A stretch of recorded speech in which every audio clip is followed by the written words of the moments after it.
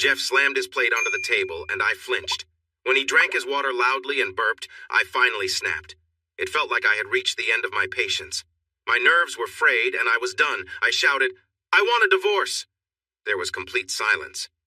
I couldn't believe I actually said it, and he was shocked as if nothing was wrong in his perfect world. He just stared at me, the glass of water still in his hand. "What?" he stammered, that familiar quiver in his voice showing his surprise. Well, I had said it. No turning back now. I took a breath and let it all out. "Yes. You must have noticed how upset I've been for the last 6 months. Even in your little world, you must have realized I'm ready to leave." "Well, I thought—" His voice trailed off, and I waited, eager to hear what he had to say. "I thought. You're in your late 40s, I thought. Menopause." He almost whispered that last word. I was speechless. Did he really think that was my problem? I started to feel better about what I had yelled at him. He deserved it. "I'm 46. I can have kids for a long time. What about you? When was the last time you were even interested?" I shot back. He looked shocked. I thought, when we used those, it was what? Amazing. You just roll over and start snoring after. Do you think you're some kind of romance expert? I knew I was being a bit harsh. There were times when things were great, but I wasn't going to give him that satisfaction. Those moments were rare lately, and honestly, I hadn't really tried much either. There's a limit to how many half-hearted efforts you can make. And the snoring. That was just another reason I wanted a divorce. After we finished, instead of cuddling, he would just roll over and begin snoring. It was irritating. So I would get up, pour myself a glass of wine, and watch a show to unwind. I often wondered if other women had to deal with a snoring husband for 17 years. I bet they didn't. That's not a story with a tidy ending, no matter how real it might be. Honestly, what I really wanted was a smoke. We used to have those carefree days, but once the kids came along, no way. "Not in the house," said St. Jeff. Once the kids were here, it felt like all the fun disappeared. No more Saturday nights out, having a blast. No more laid-back get-togethers. Those were the best. At least that's what I remember. The truth is, I was unhappy with my life. I was unhappy with the man I married who hadn't really accomplished much. Sure, the kids adored him, but what kids wouldn't? He worked making toys, for heaven's sake. Toys. He even went to college for that. Can you believe it? He has a master's degree in child psychology. Good luck explaining that to my friends. You can't just casually drop that in when everyone else is talking about their husbands. I usually say, vaguely, "Oh, he has a degree in psychology and uses it at work." Then quickly change the subject. It makes him sound a bit mysterious, thank goodness, and saves me from details which I would rather avoid. I mean, who would want to admit that he makes toys for toddlers? Sure, I knew this when I married him. I just thought he'd be doing more important things, like creating educational programs to help kids learn better, not advising shows like Little Einsteins. Seriously? How do I make that sound like a great job for my husband? Melissa, my best friend from Maka Realty, where I work, has a husband who is a NASCAR mechanic. Now that's something to be proud of. Cindy's husband designs buildings that can withstand earthquakes. Joni is married to a judge. Okay, it's traffic court, but still, he's a judge. I don't want you to think I'm all about appearances, though. I know how important it is to enjoy what you do, to find joy in life. I get it. Selling and leasing commercial real estate isn't where I expected to be at this stage, either. Honestly, I'm not sure where I thought I would be, but feeling frustrated and tired of my husband and our marriage, that wasn't it at all. The thing is, I could tell you all the little things that bother me about him. There's no single huge problem. He's not abusive or neglectful. It's more like 1,000 tiny annoyances. He snores, he burps, he has moments that make it hard to enjoy. I know he struggles with stomach issues. I hear that every time he has an accident in public, but honestly, that only gets me so far. I know it's not his fault, but there comes a time when he makes a silly noise during an important part of a movie, and all my friends start laughing. It's more than I can handle. His driving really scares me. I worry about the kids in his car. He drives a Mustang like it's a rocket. Often he gets to places before he even leaves, and he has the speeding tickets to show for it. He dislikes coffee. Seriously, who dislikes coffee? What did I do to deserve a husband who doesn't like coffee? He drinks strange beers and looks down on the brands I prefer, like Pabst Blue Ribbon or Budweiser, whenever beer is on the menu. He constantly cleans his ears. He can burp many sounds, which the kids think is hilarious. He even sings along with popular songs that kids like. Even our kids find it embarrassing, especially when he drops them off at school. Maisie, who is 16, is really embarrassed by this. I know the right way to drop her off. Find a parking spot, say nothing while she gets out, and drive away quickly. Parents should be invisible at that age. I understand that. But he insists on getting out of the car, giving her a hug, and waving to her friends who he can never remember. It's so frustrating. And the bike racing he does on weekends with Drew, our 14-year-old son. It seems like they try to get as muddy as possible. I swear they go out to the desert just to get dirty and come back to our clean home with all that mess. He uses my eyebrow tweezers for his nose hairs. He never puts the toilet seat down, and when he uses the bathroom, it looks and smells awful. He wants to be close at the most awkward times. He says it's when the mood strikes him, but the mood never seems to strike me at the right time. It always happens right when I'm about to go out, right when I'm done with my makeup. He'll come over and start getting too close, and I'm like, "Come on, we'll be late." He never does the laundry, and when he loads the dishwasher, it's such a mess that nothing gets cleaned. Paying bills on time? He doesn't remember that either. I used to leave it to him, but after the electricity was cut off a few times, I took over. I'm telling you all of this so you can understand my life. I sell and lease commercial real estate for a living. It's a good job, and I earn more than Jeff does, which he doesn't seem to appreciate. I consider myself smart. Well, I believe I am, especially compared to many of the people I have to deal with in my work. My mom and dad are gone now, and honestly, I'm okay with that. My mom never really liked me. Whenever I did something smart or helpful, usually for one of my friends, she would just shake her head and say, "You're too smart for your own good." It really bothered me. I mean, who wants to hear their own mother call them foolish? My older sister Tina would just give me a smug smile and go back to her own stuff. Tina was the only one who understood me a bit. Having to explain TV shows to your parents is humiliating. Did they really not get it? But Tina was the typical big sister you always envy. Everything she did was amazing. "Why can't you be more like your big sister?" Mom would say, while Tina smirked behind her. Tina, she was smarter than me. She studied political science and worked on campaigns for senators. Need help getting elected? Call Tina. Need someone to twist the truth? Call Tina. Want to feel like you don't know anything? Call Tina. Well, that last one just applied to me, but still. I loved her from a distance, but found her super frustrating in person because she could cut straight to the point in a way that left me speechless. We hadn't seen each other in years. She moved to Washington, married a rich guy, and was now taking a break sailing around the world on their big yacht. She wrote textbooks and lectured at fancy universities, living a dream life. It was hard to reach her since she was always at sea. I kept waiting for her to invite us over, but it didn't happen, and I wasn't about to ask her. We lived in a suburb of Seattle, and things were going well for our business. We recently landed a big contract to sell a new building in downtown Seattle, which was a huge deal. Companies like Amazon and Google wanted office space, and we had to show it whenever they wanted. My friend Melissa, who I mentioned, had recently gone through a divorce. At first she was really sad, but after a few months, she found her rhythm. We all loved hearing her entertaining weekend stories on Mondays. She seemed to often fly to Las Vegas, and she'd start her tales with, "So there I was, and he had some wild things with him." I know she was quoting someone, but when she told it, her version was always lively and full of excitement. She looked happy, you know? I just wished I could feel the same. I really needed a break.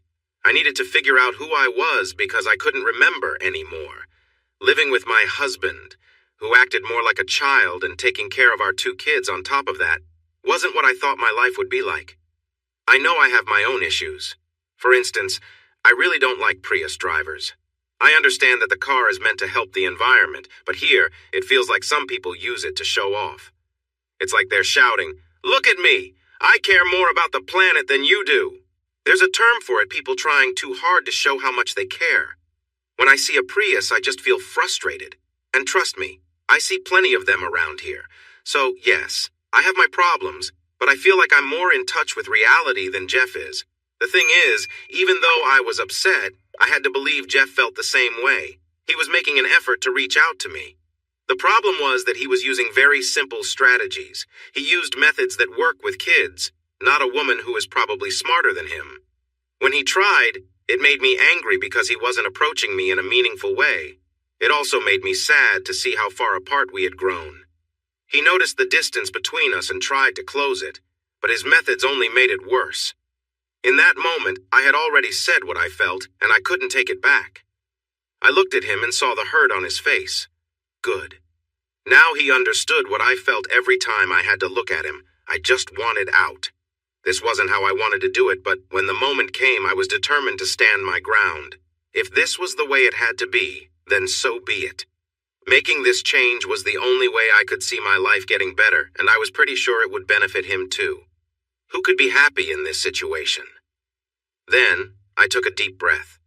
I was angry and he was hurt, so I needed to calm things down. Look, I said steadily. I'm not happy.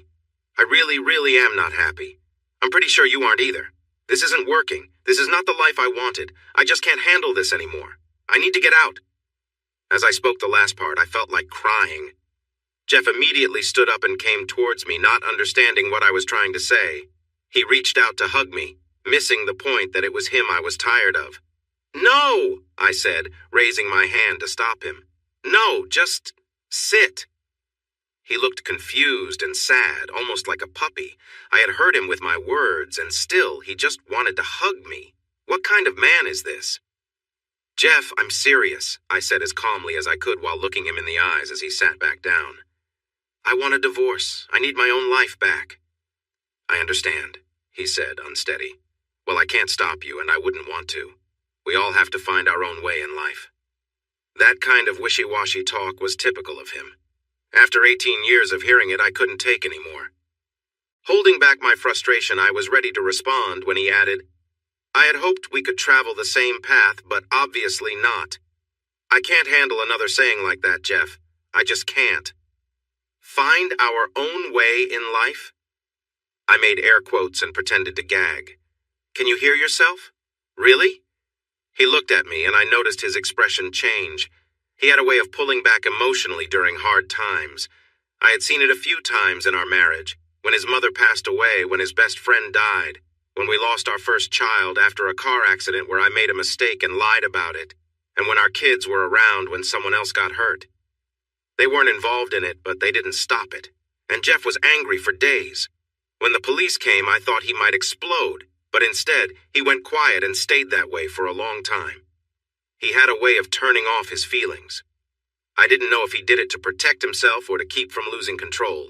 Either way, it was clear then. I should have seen it coming. What do you want to happen now, January? Not Jan anymore, it was January now.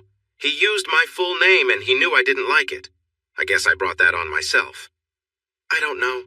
I really didn't. I had thought a divorce was coming, and now that it was happening, I realized how unhappy I was and how I needed to leave. I considered my options. I could move out or he could. We bought this house together after we got married, and we were almost done paying for it. I liked it, and so did he. I was unsure about how it should go. I knew that whoever kept the house would likely have more time with the kids, and that made things tough. I loved my children. They were my world. But part of this was about reclaiming my life. I felt trapped in my current situation, and I wanted a taste of my old life back. Shared custody would be okay with me. Despite his shortcomings as a husband, Jeff was a good father, and I believed he'd agree that I was a good mother too. Shared custody would give us both a break, and it was as much a gift for Jeff as it was for me. The house was nice, but it held memories I didn't want, so I had been looking for a while. I was a commercial real estate agent, and I'd heard about several new places. There was a 3-bedroom apartment in a new development in downtown Bellevue that I liked. It would be perfect for me, and I could lease it for a couple of years and maybe buy it later. In many ways, this was a better plan. I had more means than Jeff did, and even though I was frustrated with him, kicking him out and keeping the house would likely mean paying a lot of support, which I didn't want. I wasn't going to be cruel. Jeff dropped his plate on the table, and I flinched. When he drank his water and then burped loudly, I reached my breaking point. I lost control. I felt so overwhelmed my nerves were on edge. I yelled, "I want a divorce!" There was a moment of silence. I couldn't believe I finally said the thing that had been on my mind for months, and Jeff was shocked, not expecting any problems in his world. He just stared at me, the glass of water still in his hand. What? He stammered, his voice trembling as it often did when he was caught off guard. Well, I had said it. It was out in the open now. Yes, I do. Jeff, you can't be that unaware of how upset I've been these past months.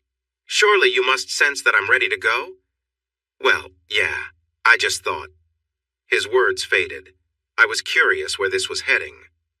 Thought what? Well, he shifted nervously. I thought, you are in your late 40s. I thought, maybe it's menopause? He almost whispered the last word. I sat there, shocked. He actually thought that? I started feeling better about my outburst. He deserved to hear this. I'm 46, I said firmly. I can still have kids for years, unlike you.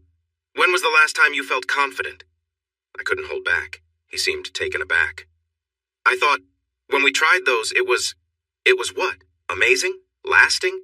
You often just turn over and start snoring. Do you think you're a great partner? Casanova? I wasn't being completely fair. There were times when he still surprised me, but I wouldn't let him know that. Those moments were rare, almost as surprising as finding something impossible. Honestly, I didn't often spark any excitement, nor did I really take part beyond just being there. I mean, how many times can you try something without much enthusiasm? He did snore, which added to my frustration. After we finished, instead of cuddling, he would just start snorting and snoring. It was enough to make anyone frustrated, so I would get up and have a glass of wine to calm myself, watch an episode of a show about friendships, and wonder if any of those women ever had to deal with a snoring husband for 17 years. I was pretty sure they hadn't. Real life doesn't wrap up neatly in 30 minutes like TV shows. To be honest, what I really wanted was a way to relax. We used to enjoy that back in the day, but once the kids came, not in our house, according to my husband. When the kids arrived, it felt like all the fun disappeared. No more exciting Saturday nights. No more social gatherings. Those were some of the best times, as I recall. The truth is, I was unhappy with my life. I was unhappy with my husband, who hadn't really accomplished much. Sure, the kids adored him, but who wouldn't love a dad who makes toys? He even went to college for that. And he has a master's degree in child psychology, whatever that's worth. Do you know how hard it is to explain that to your friends? You can't just drop that fact when everyone is talking about their husbands. I usually say, oh, he has a degree in psychology and uses it in his work, and move on quickly. It makes him sound more interesting, thank goodness, and saves me from giving too many details because while I dislike dishonesty, I would stretch the truth if I had to, wouldn't you? I knew what I was getting into. I expected he would do significant work, like creating educational programs for kids, not advising on shows like Little Einsteins. Seriously, how do I explain that as a great job for my husband? Melissa, my best friend from the real estate office, has a husband who works on race cars. Now that's impressive. Cindy's husband designs buildings that can withstand earthquakes. And Joni? She's married to a judge. Okay, traffic court. But still, he's a judge. I don't want you to think I'm just focused on the surface. I understand how important it is to do something you love and to feel happy about it. I get that. Honestly, selling and leasing commercial real estate isn't where I thought I would be in my life. I'm not even sure where I expected to be, but feeling this frustrated with my husband and our marriage wasn't part of the plan. I could tell you all the little things that bother me about my husband. There's not one big issue. He doesn't hurt me or ignore our kids. It's more a lot of small annoyances. He snores, burps, and has stomach issues. I hear about these problems whenever he makes a scene in public. He can't help it. But there are moments, like during a movie when he makes everyone laugh, and I just can't take it anymore. His driving really scares me, and I worry for our kids in the car with him. He drives a Mustang and seems to have a need for speed. He usually arrives at his destination before he even leaves, with speeding tickets to show for it. He doesn't like coffee, and I can't understand that. What did I do to end up with a husband who dislikes coffee? He prefers strange beers and turns his nose up at the usual ones I enjoy. He always digs wax out of his ears. He can burp the alphabet, which the kids find hilarious. He insists on singing along with the latest pop songs. Even our kids look at him strangely, especially during school drop-offs. Maisie, who is 16, is completely embarrassed by him. I know how it works. You drop her off quickly, don't say a word, and drive away as soon as she gets out. You're supposed to be unseen as a parent. I remember being that age. It's just how it goes. Him? No, he has to get out of the car, hug her, and wave to her friends, most of whom he doesn't even know. It's so frustrating. Then there's the weekend bike racing with our 14-year-old son, Drew. They come home covered in dirt. I swear they must dig up every bit of mud they can find before returning to our house. He uses my eyebrow tweezers to groom himself. He never puts the toilet seat down, and when he uses it, it looks a total mess, and the smell, not pleasant. He wants to be close at the most awkward times, saying it should happen when the mood strikes. The mood never seems to align with when I want to spend time together. It's always right before we are ready to go out, the few times we have gone out recently. Just when I finish applying my makeup, he comes over and starts touching me and whispering ideas and kissing my neck. I often say, "Come on, Jeff, we will be late." He never helps with the cleaning, and when he loads the dishwasher, it's messy and things don't get cleaned well. Paying bills on time? Forget it. I used to let him handle that, but after the third time we lost power because he just forgot, I took over. I'm sharing all this so you can understand what my life is like. I work in commercial real estate. It pays well, and I earn more than Jeff, which he doesn't seem to appreciate. I consider myself smart. Well, I think I am. I know I'm sharper than many of the people I sell to. My parents have passed away, and honestly, I'm glad. My mom never really liked me. Whenever I did something important, she would just sigh and say, "You're a bit too smart for your own good." It really upset me. What kid can handle that from their own mom? My big sister, Tina, would just give me a smug look and go back to whatever she was doing. Tina was the only person who challenged me intellectually. Having to explain TV plots to your parents is demeaning, right? Tina was everything you might not like in a big sister. Everything she touched turned out well. "Why can't you be more like Tina?" I often heard, with her smirking in the background. Ugh, Tina, smarter than me. She studied political science and worked on election teams for several senators. Need help getting elected? Call Tina. Need someone to handle tricky stuff? Call Tina. Need to feel a bit foolish? Call Tina. Well, that last part was more about me than anyone else, but still. I loved her from a distance and found her frustrating in person because she got right to the point with incredible talent. We hadn't seen each other in years. She moved to Washington, married someone rich, and was now taking time off to sail around the world on their big yacht. She wrote textbooks about politics and taught at fancy schools, living what seemed like a perfect life. It was often hard to get in touch with her because she was at sea. I kept hoping she would invite us to visit, but it never happened, and I wasn't going to ask, so she was just not around. We lived in a suburb of Seattle, and let me tell you, business was good. Recently, our company was chosen to sell a new building in downtown Seattle, and it has been a tough job. Big companies like Amazon and Google wanted office space, so we had to be ready to show it at all times. Melissa, the friend I mentioned, had just gone through a divorce. She was really unhappy for the first 6 months, but after that, she found her rhythm. We were all excited to hear her stories each Monday about her weekends. She often traveled to Las Vegas and would start her stories with, "So there I was, and something wild happened."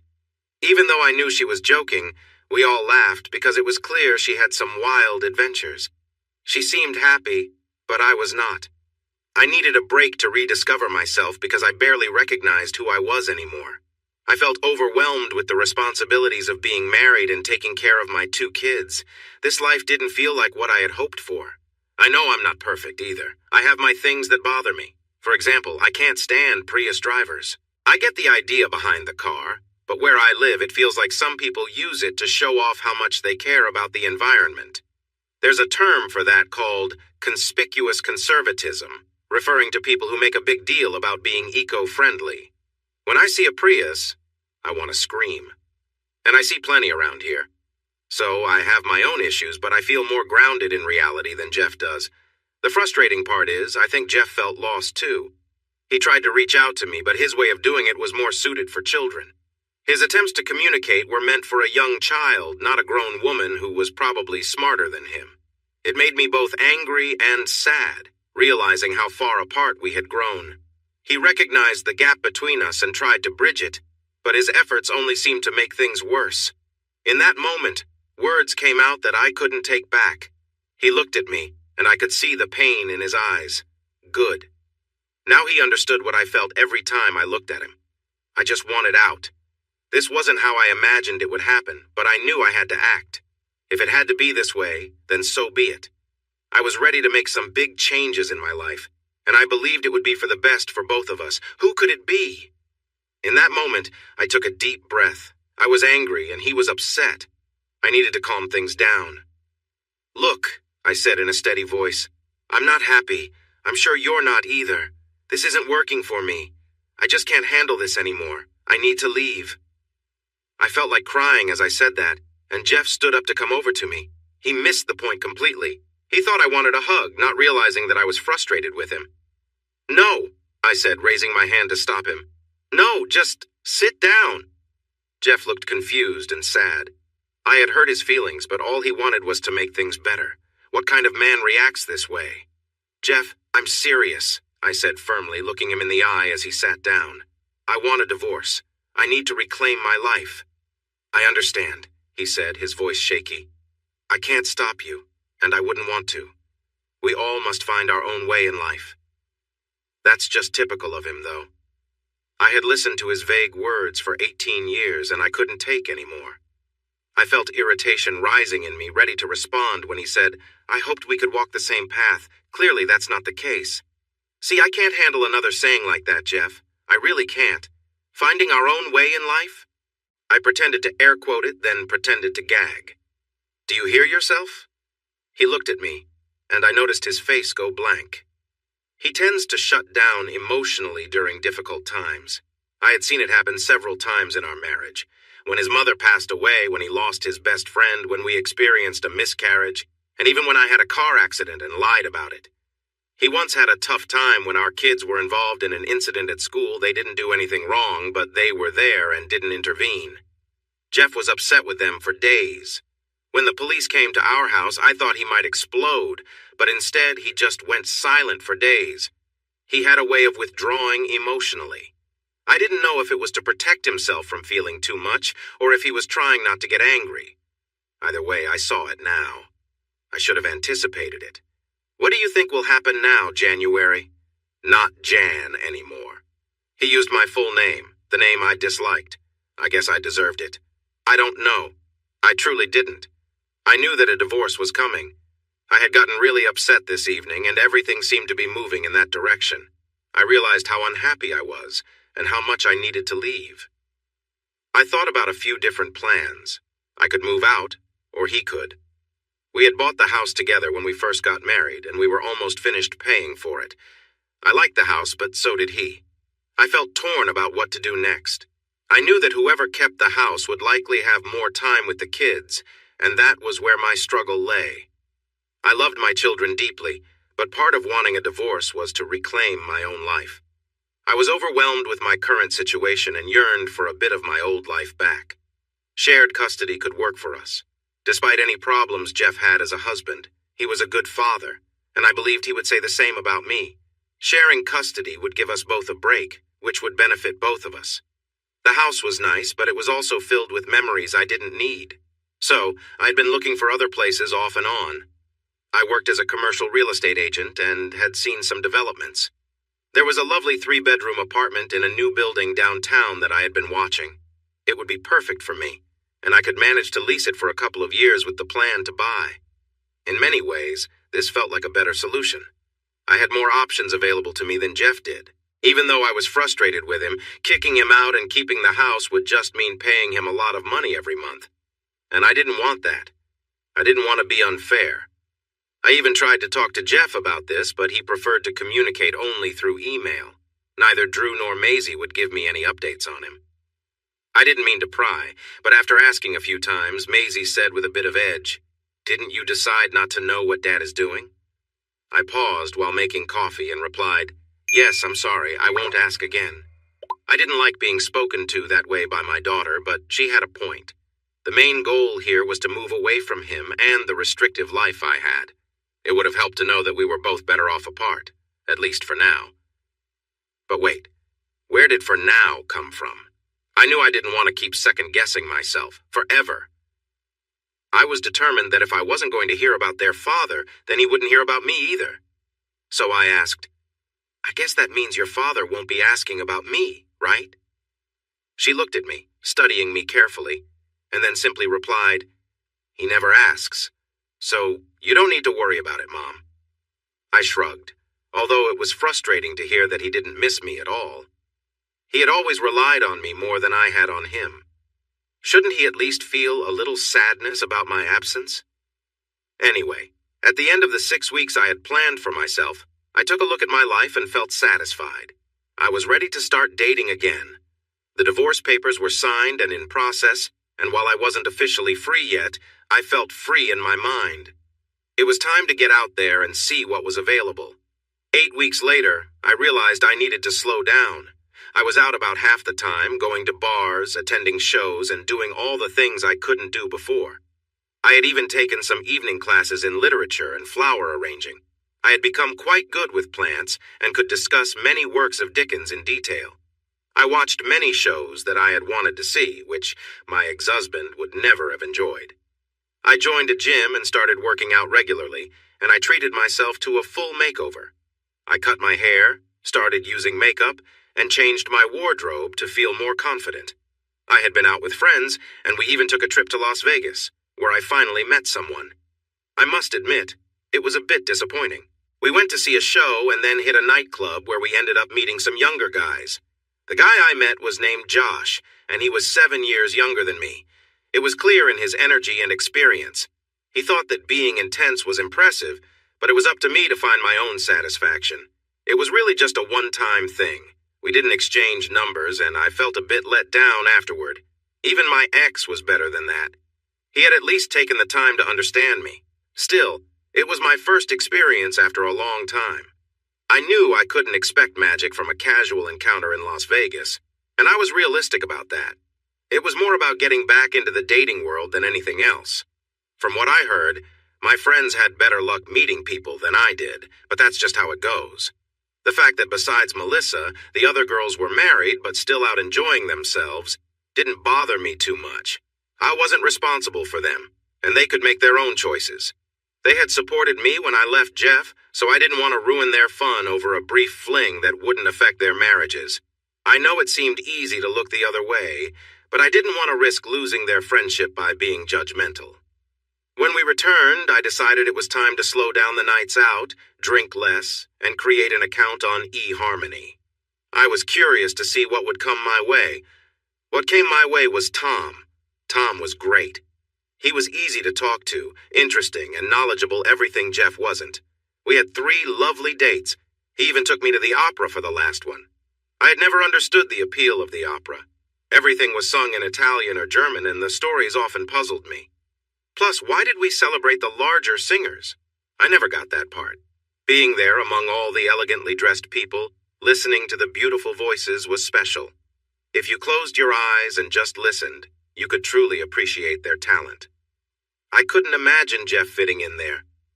I smiled at the thought of him standing out in such a setting. Tom was tall and thin, which he called wiry. That was different from Jeff, who was short and stocky. Every time I looked at Tom, I was reminded that he was not Jeff. That difference was just fine with me. His thinning hair was noticeable, but I figured that was something we could work with.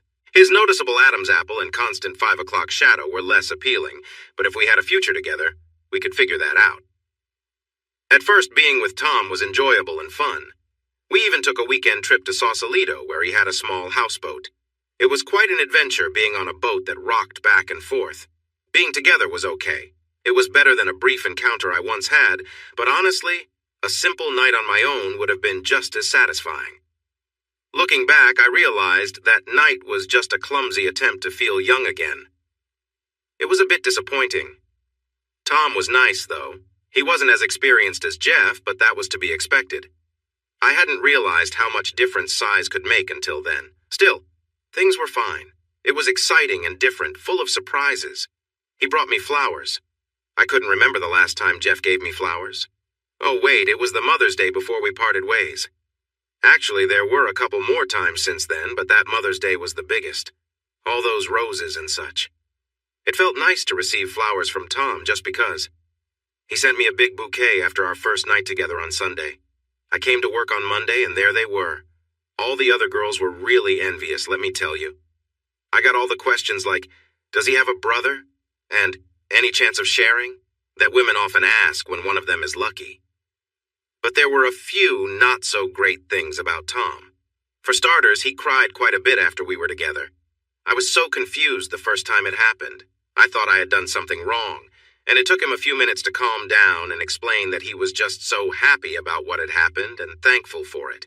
To be honest, it felt strange, but I got used to it. I even started to get out of bed as soon as he finished to clean up, just to avoid the moment.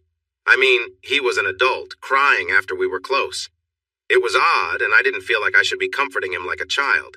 I figured he might have some personal issues, and I didn't want to dig deeper.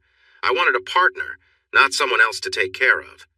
The most Jeff would do after being close, at least back then, was make silly jokes about having more kids, and then he'd get me a drink from the kitchen.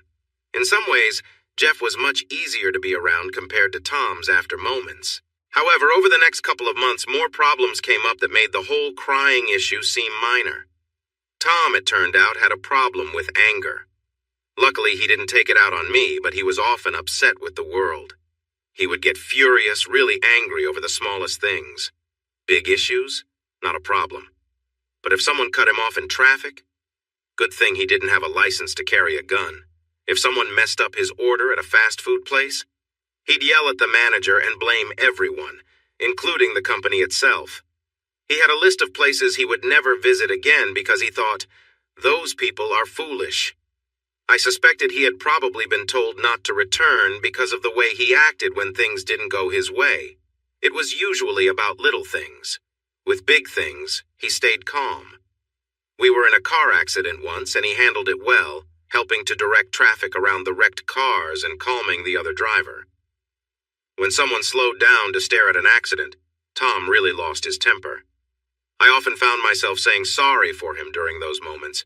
I understood why it bothered people, but his reactions were usually over the top. That was when I learned that this habit of his had real effects on his life. While Tom was a qualified home inspector, he had been let go by almost every inspection company in San Diego and Marin County. He did his job well, but he was a difficult person to work with, and it didn't take long before he would upset someone and end up getting fired. That's why he started his own business, which he struggled to keep running, because he was hard to manage. Some nights we would meet after he'd had a tough day, and he would complain about the people around him. I would nod along, mentally making my shopping list for the next day, because that's really all he wanted. I initially tried to sympathize and connect with him, but he didn't want a discussion, he just wanted someone to agree with him, which led me to tune him out. One night, it became clear just how frustrated he was. He began ranting about something I had complained about regarding our friend Jeff. We had gone out for dinner, and he spent 10 minutes complaining about a kid he had seen while inspecting a home. This kid, he claimed, had picked his nose.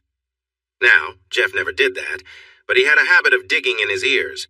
He had a lot of earwax and even had tools to help clean it out. He saw a nurse every couple of months to have his ears properly cleaned, too. I had seen him clean his ears many times. It started off casually but could get much more intense. I had learned to leave the room when things got too serious. It wasn't great, but it was just how Jeff's body worked. He produced more wax than most.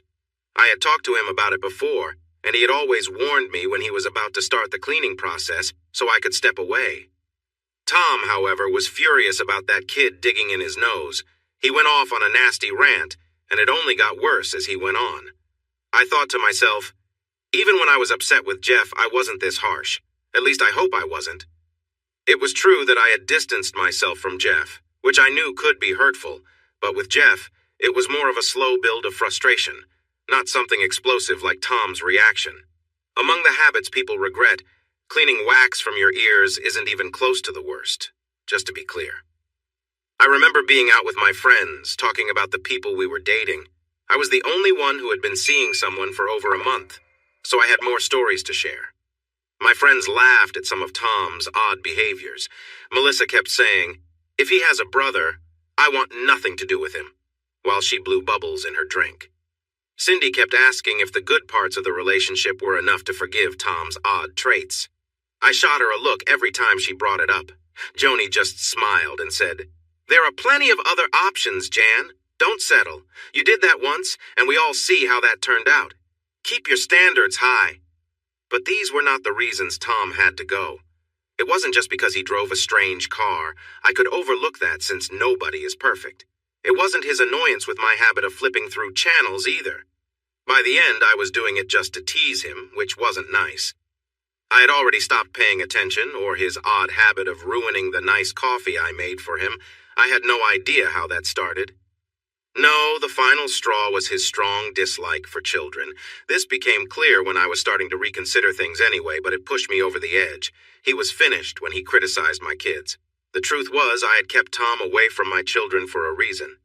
I wanted to avoid confusing them and didn't want to introduce someone new until I was certain. Plus, even though Maisie had said something, I worried they might tell Jeff I was dating someone seriously. I didn't want him to know, even if I didn't think he cared. It was just important to me that he stayed unaware. It took me about 2.5 months to tell the kids Tom existed. He knew I had children and was fine with staying away when they were home. Now I understood why. I introduced them one Sunday. I was nervous about how they would get along. Tom promised he would behave. The kids didn't know he would be there, which I thought would be better, especially with how Maisie had been acting lately. The meeting went. Okay. Maisie was her usual distant self, while Drew tried to engage Tom by asking him about his interests, trying to find common ground. It was going as well as I could expect, to be honest. Tom was trying hard, but I could tell he was a bit overwhelmed. Looking back, the signs had been clear. Tom wasn't married, never had been, and we never talked about kids or if he even wanted them. I thought it just hadn't come up, but I see now that he avoided the topic whenever my kids were mentioned. He knew his feelings wouldn't fit well, so he stayed quiet. I naively didn't notice this. Worse yet, I didn't realize that when Tom got upset, it was often with young people who were struggling with their jobs. Not always, but at least 2/3 of the time, it was someone under 21. I simply didn't connect the dots. Tom just didn't like kids. I have no idea why, but he really didn't. That Sunday, I needed to run to the grocery store to pick up something for dinner. When I got back, the house was quiet and gloomy. Maisie's door was shut and locked, and Drew was in front of the TV, wearing headphones and playing a video game. I came in, put the bags down in the kitchen, and came out with a smile and a glass of wine to find Tom focused on his iPad. He didn't ignore me completely, but he didn't engage in conversation either. Drew didn't respond when I called him, so I decided to knock on Maisie's door just to talk to someone. Eventually, she opened the door, all packed and ready to go, and demanded to be taken back to Dad's. Now, please. When she joined me in the main room, she pointedly didn't look at Tom. She tapped Drew on the shoulder and said, as he took off his headphones, "I'm ready to leave. You coming?" Drew nodded and quickly went to his room to grab his things. Despite me saying, "But I'm making dinner. It's roast beef, your favorite," I grew more annoyed as they both insisted on leaving. Maisie even pulled out her phone and asked, "Should I call Dad to come pick us up?" At that moment, I felt defeated. I was frustrated. All my planning and cooking were going to waste, but things really unraveled on the ride back to their dad's. While we were in the car, I tried to understand what had caused this sudden change of heart. Maisie sat in the passenger seat, arms crossed and looking very upset. Drew sat in the back, staring out at the scenery. "Okay, so what's going on? What happened back there?" I asked, trying to stay calm. I know that arguing with an upset teenager isn't the best way to solve things. Maisie huffed loudly and turned to face the window, showing me she didn't want to talk. I tried to keep my eyes on the road while also focusing on Maisie. I spoke gently. "Maisie, please talk to me. I can't help if I don't know what's happening." "What's happening, Mom, is that since you don't think Dad is fun enough, we have to deal with rude people." "Thanks a lot, Mom. I hope it's worth it," she replied angrily. I was surprised. "What do you mean? You don't need to—" Before I could finish, she turned to face me. "He grabbed me, Mom. He told me I don't dress the way he thinks I should. Apparently, I'm not what he wants. Honestly, I'm shocked he thinks you are," she said, emphasizing her words. I was shocked. "What did he do? Can you tell me?" "Mom!" Maisie shouted. I was staring at her in disbelief and quickly turned back to the road, slamming on the brakes just in time to stop before hitting a car in front of me. I took a moment to breathe, feeling stressed from both the near accident and what Maisie had just told me. After a second, I turned to Maisie again and asked, What exactly happened? I need to understand, trying my best to be supportive, not questioning. This felt too serious to doubt. She sighed. Drew and I apparently didn't show enough appreciation. He started lecturing us the moment you left. He talked about how kids should be quiet and listen. When I told him he wasn't my dad and that he shouldn't share his opinions, he grabbed me to say that girls like me need to be taught a lesson. Drew stood by me, Mom. That man is just trouble. I'm never going back if he's there. Right, Drew? Maisie glanced back and Drew nodded vigorously. Absolutely, sis, he said, crossing his arms and looking at me sternly. A car behind us honked, bringing me back to reality. The light had turned green and we were just sitting there. I stepped on the gas and gazed ahead, feeling mixed up inside. This was a real issue. This was really upsetting, not just because of what that man had done to my daughter, but also because it strained my relationship with both of them for months. I was worried about what Jeff would say. He would probably come over quickly, and if he found Tom there, I wasn't sure what would happen. I could sense things turning ugly. Maisie, I'm so sorry, I said, trying to sound sincere because I truly was. And you too, Drew. That situation was completely unacceptable. I can promise you that this man will be out of my life as soon as I get home. I absolutely cannot accept this. I really cannot believe it. I'm so sorry. I didn't even think about the idea that my kids might be trying to trick me to harm my relationship with Tom. My kids were not liars. They were many things, but not dishonest. If they said something happened, I believed them. I took that on faith. I might be many things, but I was a mom first, and I trusted my children. Jeff and I had raised them well, teaching them important lessons about how to behave properly. We were almost at our place, Jeff's place. As I parked the car, I unbuckled my seatbelt and turned to the kids before they opened the doors. Please, I need a little time to get Tom out before your dad shows up. He's going to come as soon as you tell him, and I know I deserve that. But if he arrives while Tom is still here, things could go very wrong. I would rather not deal with your dad in a bad situation, and I'm sure you feel the same way. Can you give me an hour before saying anything, please? Maisie looked at Drew, who nodded slightly. All right, said Maisie. I don't want to come back soon, Mom. Can we wait a couple of weeks? Let's give ourselves some time to calm down. Oh, Maisie, how about I take you both away for a weekend next week? We can stay at a hotel in the city, drive to Portland, or even visit Vancouver. I really want to spend some time with you. I noticed she was considering it. Maisie loved Vancouver, and Drew would always go along with her plans. I'll think about it. Bye, Mom. With that, she and Drew left, and I sat alone in the car, feeling angry and worried that my already strained relationship with my kids might suffer even more. As I drove back to my home, I thought about how I would talk to Tom. I believed what my kids told me. Tom often acted impulsively. For the sake of my relationship with him, I needed to hear his side. Even though I doubted there could be anything that justified his actions, I felt it was important to be fair and listen to him. I stayed calm even when things got really tense. Well, except for that one time with Jeff. But that was a long time coming. I think I deserve a little grace for that. I wasn't in the best mood as I walked into the condo, but I felt better than I might have. Tom was sitting on the couch watching something on TV. He glanced at me when I entered, but quickly looked away and took a sip of his beer. I just gave him a quick look and headed into the bedroom. I searched through the closet and found an old box from Amazon. I filled it with the grooming items Tom had left in my bathroom. I returned to the main room, walked over to Tom, dropped the box on the coffee table, grabbed the remote, and turned off the TV. I stood right in front of him. Can you explain why I just had to take my kids home and that I was told you handled things poorly with my daughter? I spoke quietly, knowing that if I raised my voice I might shout. He looked away and then back at me, his eyes meeting mine. That girl had it coming. She talks back and she dresses. Strangely, she's disrespectful and that boy just sits there with his headphones. He doesn't even feel like family anymore. They are my family, I replied, still quietly. Both of them need a lesson. They should be thankful for everything you do for them, he tried to argue. It was clear he knew he was treading on thin ice, but he hadn't realized it had cracked already. Tom, I said a bit louder, here's the truth. They aren't your family, and after today they never will be. You should gather your things that are still here and leave. I'm holding back from calling the police on you for what you did. If I were you, I'd move quickly because Maisie is telling her dad what happened. And if I'm right, he'll come here looking for you. So, Tom, it's been nice. But now it's time for you to leave my house and not come back. I stood there with my arms crossed, staring at him, challenging him to say another word. I'll give him credit. He did try.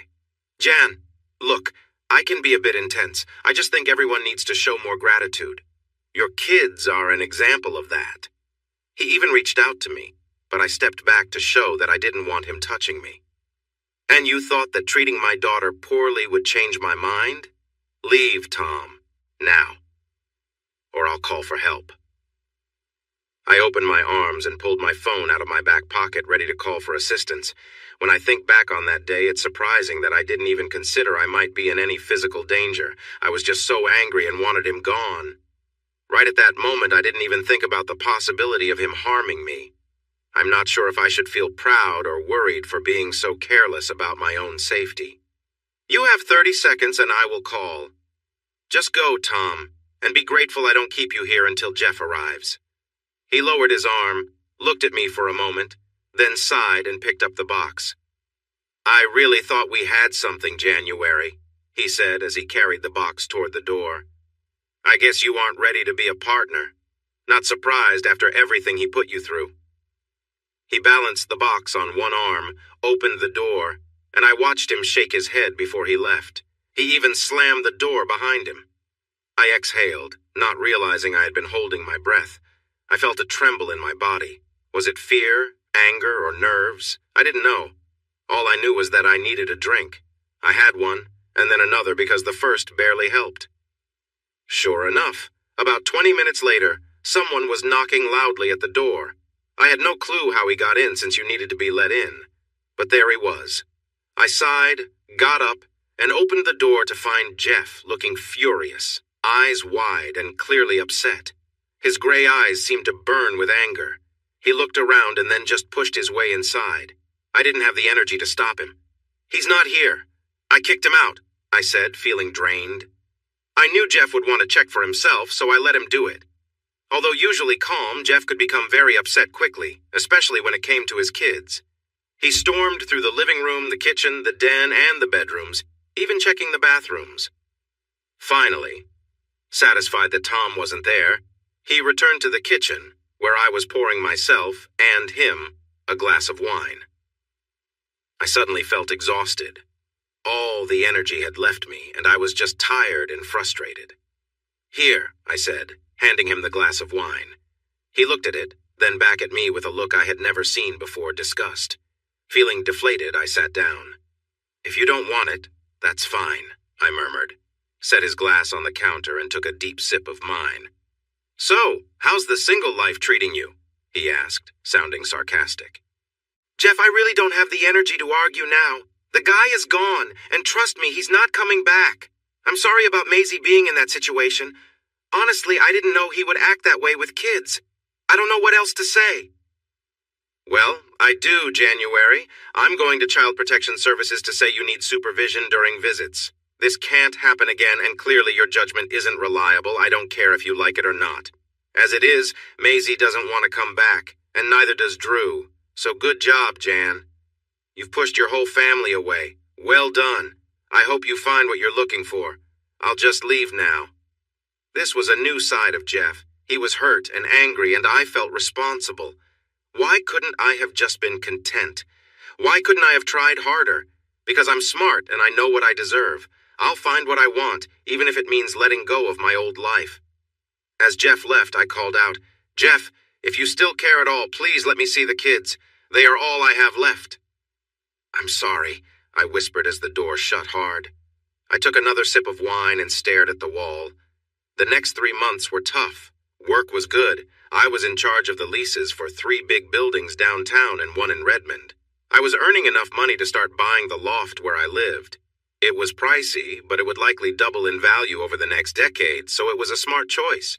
True to his word, Jeff filed for a legal order preventing me from spending time with the kids alone. Then Child Protective Services got involved, and everyone, even me, was interviewed by a psychologist. In the end, surprisingly, Jeff did not get what he wanted. Once everything calmed down and the reports were finished, It was seen as a mistake on my part, but just that. It was a mistake in choosing a partner, not in my role as a parent. Jeff was not happy and let me know through some unkind emails. He had become much more difficult, but as Melissa pointed out, I had a part in that too. I argued that sometimes you have to break things to make something new. He needed to accept that we were not together anymore, and while it was mostly his fault, he didn't realize that, so there was no reason for him to stay angry. Except for the Tom situation, of course. Still, it felt like a hollow win. The next time I saw Maisie, she greeted me with, "What new person do you have for us today, Mom?" It quickly went downhill from there. Kids, like siblings, know exactly what to say to hurt. Both she and Drew made it clear they didn't want to visit. After that first weekend, Jeff sent me an email saying he wouldn't force them to come anymore. If I wanted to see them, I would have to convince them myself. I could have fought back, but what would that achieve? Although I had won on the legal front, the fact that he had tried to block me left a stain on my effort. If your kids really don't want to be there, how could forcing them help our bond? I took a deep breath, put my anger aside, and planned some outings with them instead. That went much better. We had an amazing weekend trip to Disneyland and then to Arizona to see the big meteor crater. Drew was really interested in it. I had to ask Jeff for permission to take them out of state. He was giving short answers, but he did let them come with me. At the end of 3 months, the divorce was final, and I was alone on that day. It was a mix of feelings. There was freedom, but it also marked the end of something I wasn't fully prepared to let go. I spent the evening with a bottle of Chardonnay, looking through picture books and smiling at some happy memories. It wasn't all bad. Melissa and Cindy offered to take me out, but even though I wanted to go, I didn't feel like celebrating in that way. It felt more like a time to reflect, not to party. I knew I needed to mourn this change, or it would take a toll on me. The following week, I was out and about when I met Lincoln. Oh, Lincoln. He had shaggy, curly hair, dark and sun-kissed skin, a wide smile, and the most beautiful blue eyes I had ever seen. We met at a bar in Bellevue, a casual place Melissa thought was fun. I found out he was a theater critic, flown around for openings, and wrote about them on a popular theater blog. He was also writing a book, which I thought was impressive. He was very interesting and easy to talk to. He had traveled a lot and knew so many things. He always had a little story to share about whatever we discussed, something that wasn't well known. It was always a joy to be around him. We shared a strong connection. I knew he was passionate and ready for new experiences. As I got to know him, I discovered he believed in a unique approach to relationships, which made things exciting without being overly complicated. I enjoyed the energy he brought to our time together. We clicked immediately, and each time we were together felt special. His presence was comforting and fun, and we shared a lot of laughter. The time I spent with him quickly became a nice escape from everything else.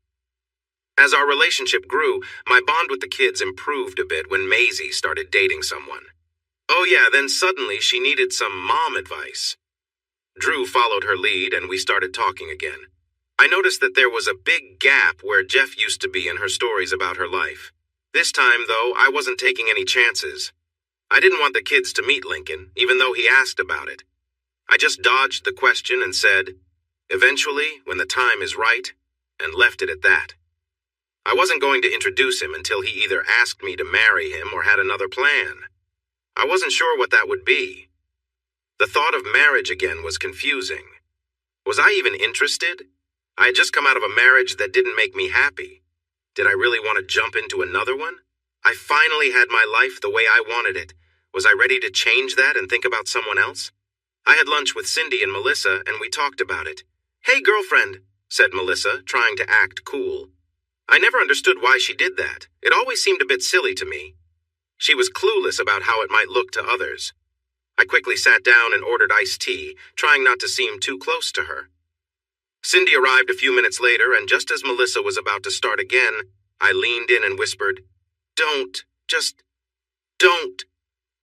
Melissa lowered her arm and looked uncertain. "Trust me. You just aren't." She sighed, and then Cindy took a seat. "All right, ladies, what's going on?"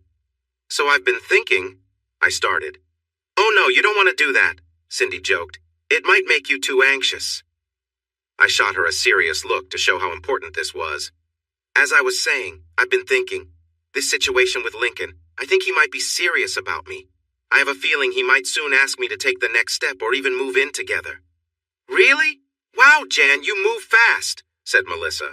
Well, it's not my choice. The truth is I left Jeff to have control of my life, and I'm really unsure if committing to another guy is the right choice for me right now.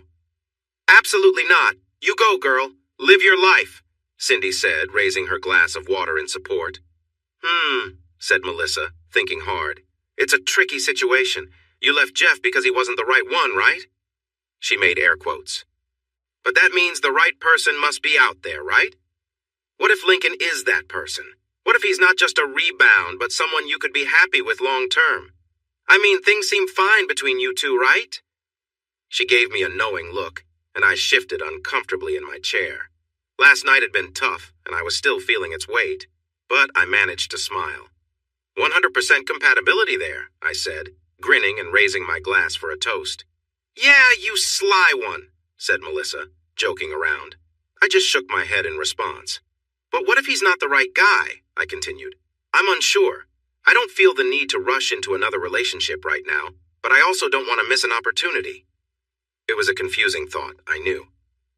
Do you think he's the one? Cindy asked after we had given our lunch orders. I honestly don't know, I replied. He's nice to be with, and I enjoy my time with him, but I have no clue what a future with him would look like. The only way to really know is to give it a chance. Melissa was quiet for a moment before saying, Well, Jan, if I were you, I'd wait and see. You might be jumping the gun here. He might not even ask you. If he does, just see how you feel at that moment. If you're not completely excited, ask for some time to think. You've got nothing to lose, right? I thought about it and nodded. She was right. So, I admitted, yeah, you're right. I was also looking at this from the if not him, then the next guy angle. I mean, even if he doesn't ask, someone is bound to eventually. Just look at me. I made a playful gesture towards myself with a grin to show I was joking. But seriously, I wonder if I'm actually ready for something serious right now. I just got out of a tough marriage. Melissa frowned and looked away. What's wrong? I asked. Jan, listen. You complain about Jeff a lot, but he wasn't all bad, was he? Well, no, but nobody is perfect. Saying he's not Tom is like saying he's not someone really terrible. Of course he's not. I wouldn't have stayed in that relationship for so long if he was. What are you trying to say?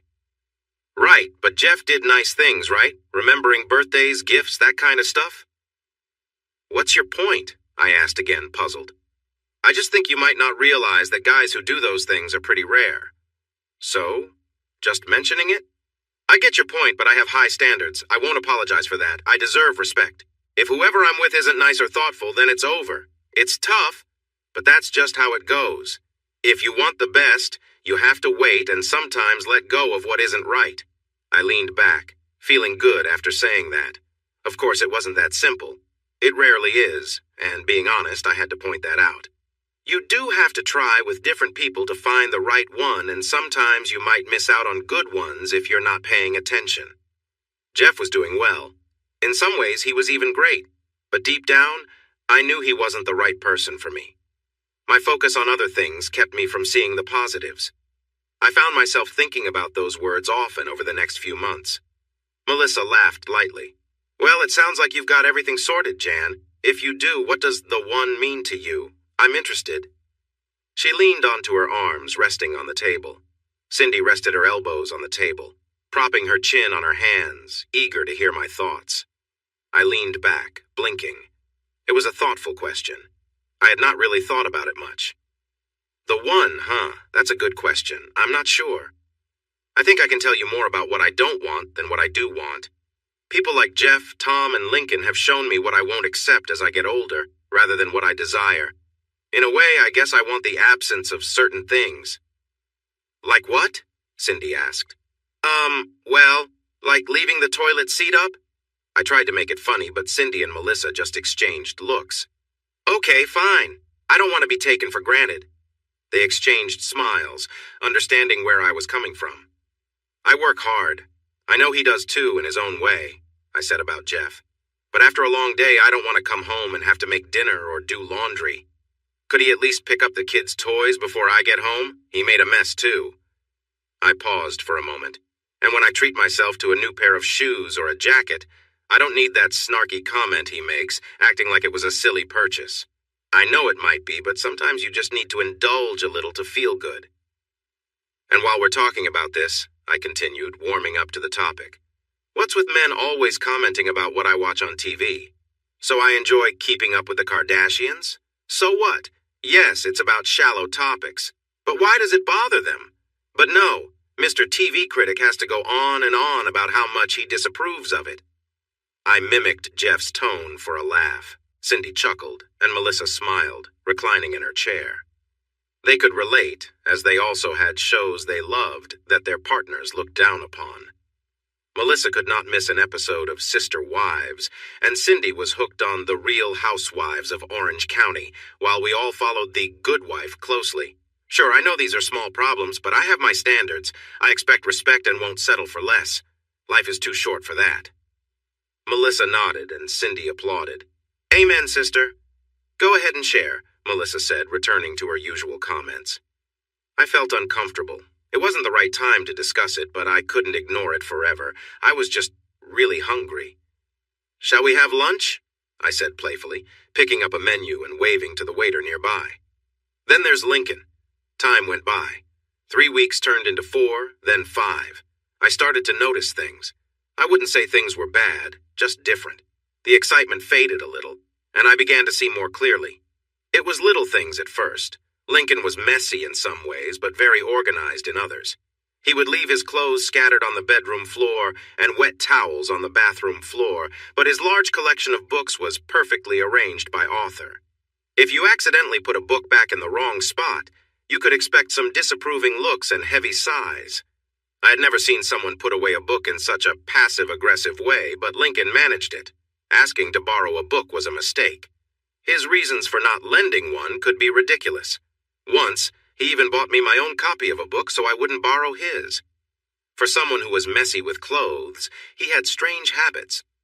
For instance, he ironed his underwear. I just couldn't understand it. I watched him do it the first time and started to giggle, which didn't go over well with him, but it was funny.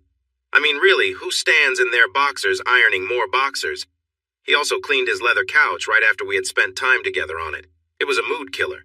One moment you're feeling happy, and the next, he's asking you to move so he could spray and wipe it down. It was all quite odd. While our time together was enjoyable, it began to change a bit. At first, I thought maybe it was just me discovering new things, and I welcomed it. Then I realized 2 important points. First, I wasn't really being embraced in a loving way. Lincoln was focused, but he lacked the tenderness and warmth. My previous partner had been great at that small gestures, compliments that made me feel special, and all those little things that create intimacy. Second, it became apparent that Lincoln had unusual ways of looking at things. It took me nearly a month to realize that he was gradually pulling me into some interests he had. I realized I was being pushed into something I didn't want, and it made me uncomfortable. It began when he acted silly while wearing my things. He would dance around and say, "You enjoy this, right?" I couldn't help but laugh, even while feeling a little embarrassed. Then things escalated. He would come home from work and whisper to me during dinner, "I'm wearing your underwear. Isn't that exciting?" I started to see him in a different light. He did other silly things, like once at a cafe. When a group of schoolgirls left, he bent down as if tying his shoes and sniffed where they had been sitting. I thought it was just a joke at first, but when he repeated it in different places, I realized it was something he really enjoyed. It didn't seem to matter to him who the girls were. It was the action itself that seemed to thrill him. Then came the unexpected items. He brought home things that were surprising, including something I had never expected. I decided I couldn't accept this anymore. I wanted a partner, not someone who wanted to change our roles. I also noticed that Lincoln was often short on money. He made enough, but it felt like it always vanished. I ended up paying for our meals and deliveries most of the time. Things reached a breaking point 2 months after the cafe incident. We had shared an intimate moment, which quickly turned into an awkward discussion about money. He casually asked if I could lend him some. I knew him well enough by then to see that he was serious. In that moment, I understood that our relationship couldn't progress. We weren't close enough for that, and I wasn't going to lend him money. Trying to keep it light, I asked how much he needed. He replied, About 10,000 for a little while. The money from my book was less than expected, and theater critics don't make much, you know. 10,000 just for a little while. I wasn't going to fall for that. I said, I'll think about it. And that marked the beginning of the end for us. It was never talked about again. I didn't bring it up, and even when he tried to steer the conversation towards similar topics without asking directly, I changed the subject. I believe the message was clear. He started to be less available. I would call and invite him out for dinner or to spend the night at his place, and he would say he was at the gym or had a work thing. When he did call me, which wasn't often, it seemed to be when I was busy. Gradually, over 3 to 4 weeks, our connection faded away. Honestly, I wasn't too upset about it. This way, no feelings were hurt, and there was no awkward talk about it. Well, aside from one strange incident, one evening I was taking out the trash. You would think a nice condo would have a trash chute, but no, I had to walk it to the dumpster outside. While I was out there, a woman in her 30s approached me and tentatively asked if I knew Lincoln. I felt cautious. She could be an ex or someone with bad intentions, so I replied, "Who wants to know?" The woman smiled and raised her hands. "I'm not a crazy ex. I just wanted to warn you." I looked at her curiously and asked, "Warn me about what?" "Lincoln has a bad habit of borrowing money and not paying it back," she said, looking serious. "He took nearly 20,000 from me. I don't want it to happen to someone else." I relaxed at that. I had seen this before and knew how to avoid it. I smiled and said, "Too late for me, but I'm not an easy target. He got nothing from me." She seemed to light up at that and said, "Oh, I'm sure he got something from you. The relationship was pretty good, right?" That made me laugh, breaking the tension. I invited her upstairs for a drink. I found out her name was Sandy, and she had been Lincoln's girlfriend a few relationships ago. She was so upset about what he did taking her money and then denying it when she asked for it back that she made it her mission to warn new girlfriends about him and his true nature. I think she was pleased that I saw through his act and simply said no. At the end of the evening, she sighed, saying she had to start again warning the next girl once she figured out who he was dating now. The rest of the evening flew by as we drank wine, shared stories about men, and joked about wishing we could be with women instead, even though neither of us saw ourselves doing that. It was nice to talk with someone who didn't want anything from me. She left at midnight, and I hoped I had made a new friend. The next 3 months felt slow. Maisie broke up with her boyfriend, found a new one, and then broke up with him too. I worried that she was being too choosy, but then I looked at myself in the mirror and realized, maybe I should learn from her example. I decided not to date or look for anything special at that time. Instead, I focused more on my work. I rented out several large buildings and sold 4 condos during that period. I also spent many nights at home alone, just me, the TV, and a bottle of wine. To be honest, I wasn't sure if I felt lonely or not. I went out a few times with my friends, but for some reason, I didn't really enjoy it. I thought a lot about Jeff, our life together, why I left, and all the little things he did that bothered me. Then something strange happened. I was at Whole Foods choosing some fruit, which they always have the best, by the way. In front of me was a dad with his 2 kids and his wife. The dad was playing with the kids, tickling them and saying, "It's in the contract I signed when I adopted you." The kids, who were both Chinese, weakly protested, saying they wanted to see the contract and asked where it said they had to be tickled. The dad just laughed and said, "It's in Chinese, how would you know?" Then he tickled them even more. It was clear that the kids loved it.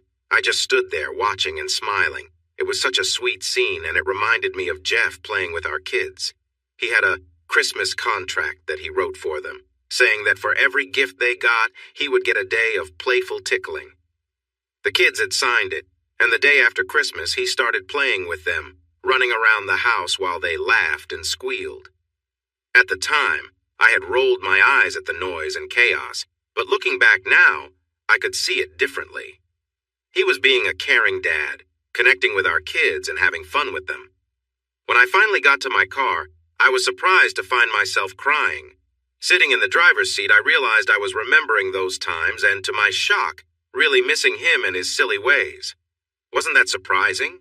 I mean, it wasn't a total shock. After living with someone for 18 years, there are bound to be good memories, and we often remember the happy times more. Still, I wasn't ready to feel so nostalgic at that moment. The truth is, while having a weak moment and remembering happy memories is normal, having it happen frequently was unexpected. The reasons I left still remained. I was just starting to see things through a longer lens, I guess. I don't know. I'm not a therapist. I can't pretend to be one either. I could have been successful if I had really tried. One evening I reflected on good memories. I had just finished reading a book called The Girl with All the Gifts. It was well written, though not really my usual choice. After that, I was flipping through TV channels when I found the movie Some Like It Hot playing on Bravo. If you remember the movie When Harry Met Sally, there's a scene where the characters watch Casablanca on TV from their own homes while chatting on the phone. Jeff and I had our own version where we watched Some Like It Hot together while on the phone. He would take the movie with him when he traveled, and it became our special way to share a meal and watch a film, even if we were apart. Seeing the movie brought back happy memories of Jeff, and since I had already enjoyed a glass of wine, I decided to call him. I know calling your ex at night when you're feeling a bit sentimental isn't the best idea, but I thought it could be a way to reconnect and maybe restart our friendship. Who knows what I was hoping for? I dialed, and he picked up on the third ring. Right away, he sounded worried. He knew it was me, thanks to caller ID, and asked immediately if the kids were okay. Maisie was out with friends, and Drew was at a friend's house. No, I said playfully. I was just watching Some Like It Hot. It's on Bravo. It made me think of those times we watched it together. Want to watch it with me over the phone? I tried to sound casual and friendly, not too eager, ready to accept whatever he said. He hesitated. That didn't sound good. Let me check. I heard him talking quietly to someone else. Who could he be with? It was late and the kids were gone. At that moment, I realized I hadn't considered that maybe he had moved on in his life too. That was a surprise. Jeff and I had ended things for a reason. Hey, look, January, he said when he returned to the call. Using my full name felt too formal. It seemed he was in another room where it sounded different. I'm a bit busy right now. I appreciate the call, but I have guests here. Guests? This wasn't just one person? Are you at a dinner party? I asked, hoping that was true. Something like that. Can we talk another time? I need to share something important with you anyway. Sure, I said, trying to sound cheerful even though I wasn't feeling it. Whenever you're free. Thanks, he said sincerely. I'll call you soon. Have a good evening. He left and suddenly I was angry, like a light had switched on. One moment I was sad and the next I felt furious. What in the world was going on? I had ended our relationship for many reasons, and now, months later, I found myself at home drinking too much wine, wishing for a different life. Meanwhile, he was out having dinners with friends and who knows what else. He wants to talk to me? Oh, I bet I know what that's about. Is he with someone new? Is he getting engaged? This was so wrong. I had wanted to leave to create a better life for myself, and here he was, living it up. The whole point of my decision was to find the life I deserved, not just for him to go on and enjoy dinner parties. Instead of that future, I was alone, reminiscing about a life I never wanted. It was time to stop feeling sorry for myself and get back on track. If I wanted a better life, I had to make it happen. I couldn't rely on anyone else. This was the push I needed. It was time to get out there, make a plan, and see what the world had to offer. I wouldn't say no to everything. Well, maybe not a complete no, since I didn't want to end up in a bad situation, but you understand. I needed a plan, so that's what I created. First, I focused on meeting new people. You don't meet new faces by staying at home. I signed up for a gym, this time with a personal trainer. It was a small local gym called Jiggle and Poke. It had a friendly vibe, even though my trainer, Mike, was really tough. He was fit and knew how to help me with my workouts, even if he had a strong scent of effort about him. He really pushed me, and I stumbled a lot, and running was not happening at all. I also joined a book club, but 3 weeks in, I realized it wasn't the best fit for me. It was full of middle-aged ladies who liked to complain, and as for meeting single guys, that was unlikely. Still, it was nice to be around women who shared some of my feelings, and I enjoyed listening to their stories. I decided to stick with it. I also enrolled in a cooking class because I still had some feelings about my past experiences with meals. I could cook dinner for the kids, but my real talent was baking. I could make waffles, eggs, pizza, or grab a rotisserie chicken and whip up some mashed potatoes from a bag. But those weren't what I'd call fancy dinners. Jeff was great at that. He loved to cook big meals. His roast turkey and shrimp risotto were impressive. My specialty was desserts, pies, lemon meringue, cookies, and ice cream. I wasn't the best at main meals. Jeff had taken charge of that since I left, and I felt it was time for me to step up in the kitchen. Plus, there were quite a few guys in my cooking class, which gave me a boost. While I focused on improving my cooking, I also wanted to keep things balanced. I realized I was reacting negatively to Jeff moving on so easily. I knew my feelings were important to me, but might seem trivial to others. To help others while I worked on myself, I joined a Meals on Wheels program. After all, some people thought this kind of help wasn't needed anymore. I thought it wouldn't hurt to deliver meals to those in need. Who knows? One day I might be in their shoes. It wasn't the best way to meet single guys unless you were into older men, but it felt good to do something worthwhile. That's what I did. I worked on improving my skills, attended a few workshops, and volunteered for Meals on Wheels. I learned a lot, including how to make bacon-wrapped salmon, and spent time at the gym, where I often pushed myself hard and grumbled about my trainer, Mike, while watching the younger guys and wondering if they were as smart as they looked. My life moved on. I dated a bit, from casual chats in coffee shops to online dating. A few were entertaining, and I did end up spending time with some of them, but none of them felt like long-term partners. Most were not even lasting a week. One guy from the coffee shop, Brian, turned out to be rather forward about his interests. He didn't hold back from the start, talking about past experiences in a way that felt overly bold. It was all quite thrilling, to be honest. My regular life had been a bit dull lately, lacking excitement, but I soon realized that he sincerely meant what he said and wanted me to join in his plans. Don't get me wrong, I'm okay with a little adventure. But then he mentioned using cannabis and then suggested a party one night after we got to his place. I must admit, I was feeling pretty relaxed. Suddenly he called over two friends and I thought he was joking until the doorbell rang and they walked in, looking at me in a way that made me uncomfortable. While I might not have a lot of pride left, I do have some, and I was not going to let them get too close. Honestly, if it was just Brian and me, I might have been okay with it. But one of the guys made a bold move that shocked me. When I looked at Brian for support, he just laughed and encouraged me. Feeling uneasy, I managed to keep my cool.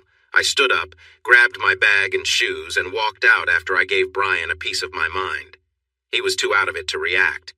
Thank goodness for rideshare apps. I walked a couple of streets away to be sure they wouldn't follow me, waited for my ride, and then went home. I made sure to block Brian from reaching me. I even sent him an unkind email telling him to leave me alone or I would take further action. Needless to say, I never returned to that coffee shop. A few days later, I realized just how risky that situation had been. Anything could have happened to me. I had been under the influence and barely in control of myself. I had put myself in a vulnerable position with someone who clearly wasn't considerate, but I was determined not to let that scare me away from looking for someone I could trust. I continued dating, but I was much wiser about my choices. The issue was that I couldn't help but compare the guys I dated to Jeff. Sure, some reminded me of Tom and Lincoln, and that wasn't exactly a high standard, but most of the time they fell short when I measured them against Jeff. I kept telling myself that if they didn't match up to Jeff, how could they be worth my time long term? Ironically, Jeff hadn't been good enough for himself either, which is why I left him. Yet there was something else that lingered in my thoughts, something I couldn't fully understand. I went out with the girls one night, bringing along Sally, who was part of our book club. The topic came up in a roundabout way. We were sitting in a nice wine bar called the Purple Cafe in Redmond.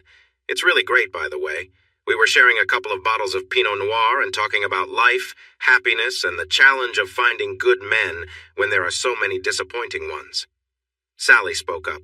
"Girls, I love the wine and the company, but I'd give it all up for a good guy. I know it's not a popular thing to say, but that's how I feel." Some of the others nodded. I did too, but I felt the need to add, "But do we really need a guy to enjoy life? I'm doing okay on my own." Cindy looked at me and said quietly, "Jan, how long do your batteries last?" "About 3 weeks, maybe 4. Why do you ask?" I replied, quickly catching on to her point. The fact that you even know that says a lot, she said without looking at me, and took a big sip from her glass.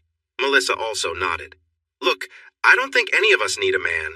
It's not like we're stuck in the past, but it sure would be nice. I found it hard to disagree. Sally sadly nodded in agreement.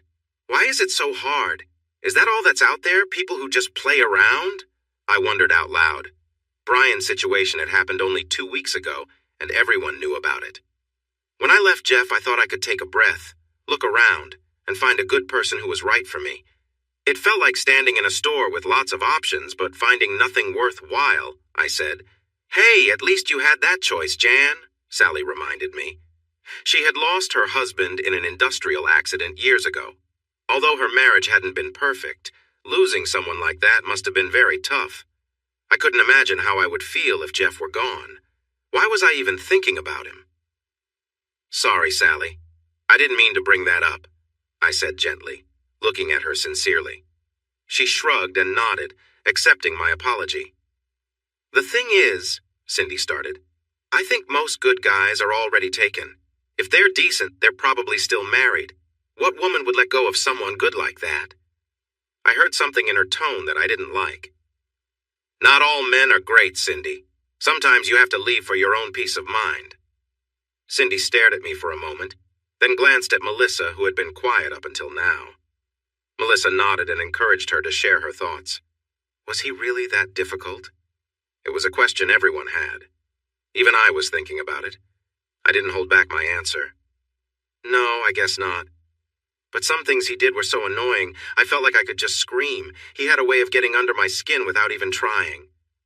Like what? Sally asked, setting her glass down and leaning closer. Oh, just little things, tons of them. It felt like 1,000 tiny annoyances. Nothing major, just lots of little things. Not putting the toilet seat down, whistling while he cooked dinner, snoring, laughing at silly TV shows. The list goes on. Sally frowned. Wait, whistling while he cooked? Yeah. It might seem small, but it drove me crazy. You have no idea. Just to be clear, you left because he whistled while cooking? What happened when you complained? I never bothered. It wouldn't have changed anything. I complained about his snoring for years, but he never did anything. What could he have done? Melissa asked, also putting her drink down. I don't know. Maybe he could have looked into some treatment? He didn't try that for you? Wow, but you never mentioned the whistling? Not directly. He knew I found it annoying, though. What did you do then? Did you leave the room? Why should I have to leave? It wasn't fair for me to leave just because he was being annoying. Sally looked at the others, her expression saying a lot. Look, I know it sounds small, but you weren't there. You don't see how much it added up. It was happening all the time, little annoyances day after day. I guess.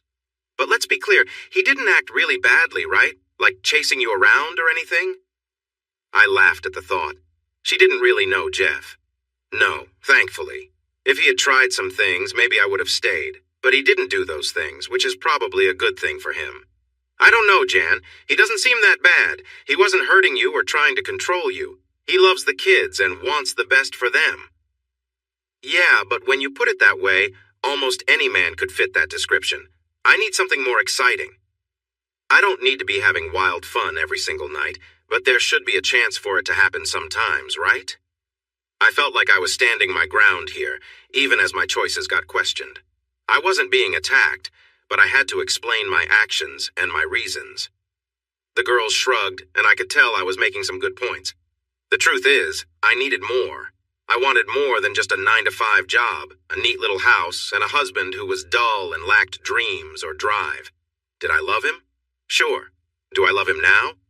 Sure, that last part slipped out quickly without much thought, but it was said. So, why leave him if you love him? Asked Sally. She wasn't trying to argue, she really wanted to understand. I could sense that she was new to our group and didn't share the same experiences as the others. I sighed. The reasons had been so clear months ago. Wait, was it a year? More? It seemed like so long. The truth was, I needed my own life and the things I found important, including a more exciting romantic life. I just had to. There was more negativity than good. I reached a point where I couldn't handle it anymore. I wanted more. I still do, I think. Again, I said something I hadn't meant to share, and Sally noticed. Think? Not sure now? I shrugged, wanting to change the topic. I picked up an obviously empty bottle of wine and said cheerfully, "More ladies! If we can't find good men, let's at least enjoy good wine."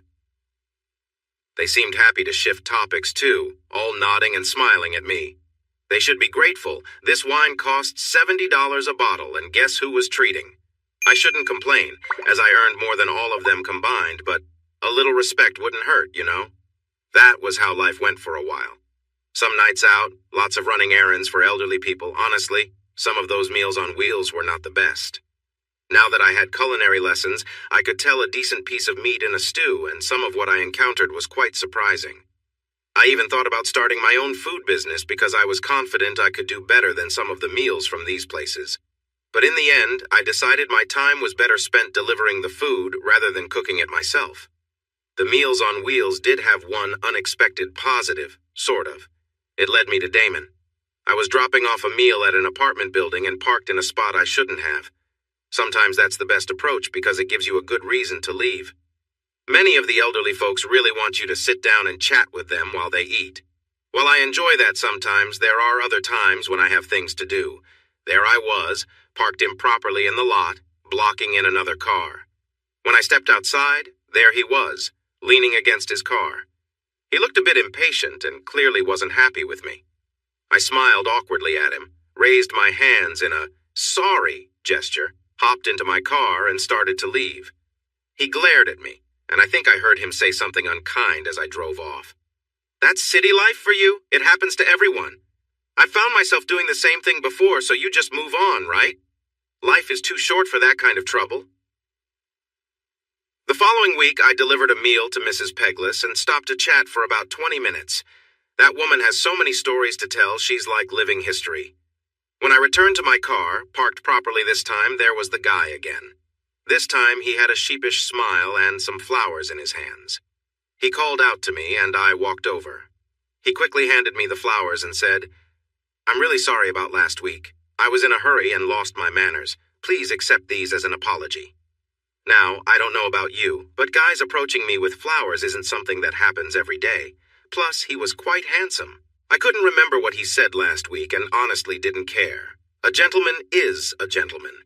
With his full head of blonde hair and a solid build, he looked like he could easily work as a security guard. He had a charming smile and a nose that was a little crooked. I later found out he used to be a boxer, which made him all the more interesting. This was Damon. His mother lived in another unit of the apartment building, and he visited her every Wednesday night like clockwork. He was a mommy's boy, or maybe he just valued his family. Either way, I didn't mind. I was quite taken with him. Damon was 46, had been married once, but was now a widower, and he worked in real estate. Well, sort of. He actually built clean rooms places that must be free of dust, like where they make silicon chips. It was all about air machines and cleanliness, not exactly thrilling stuff. But that was okay because Damon made up for it in other ways. He was charming, smooth, worldly, and very smart. I suspected he was smarter than I was in many ways. Damon took me out for coffee. That became a regular part of our meals, going from dinner to breakfast with the usual time in between. He moved quickly, and I did too. Honestly, I was eager. I acted a bit bold, maybe a bit careless. I didn't regret it back then, but now I do. Things moved fast and heated up quickly. In just 2 weeks, we were meeting at least 3 times a week. The closeness was nice. It wasn't the best experience I ever had, but it was much better than what I had before, and I didn't need any extra help. There were times when we really connected, or at least I thought so. I started noticing little things about him, similar to what I did with Tom. These were small things over time. One evening, we were out at a fancy place called the Three Doors. While I ate, I was using my knife and fork like usual. Then I noticed Damon watching me eat with a surprised look on his face. I paused, fork halfway to my mouth with food on it. "What?" I asked, confused, but he seemed to find something amusing. "Nothing," he replied, looking down as he picked up his knife and fork. "No, really. What?" I pressed, intrigued. "It's nothing," he said, focusing on his meal. "I'm sure it is something," I insisted. "Come on, tell me." He sighed and set down his utensils. "Well, the way you eat is. A bit different. At finishing school, they teach you to eat properly like the European nobles do. You shouldn't eat off a knife, the food should go on the back of the fork, he explained, showing me by placing some mashed potatoes on his fork and lifting it to his mouth.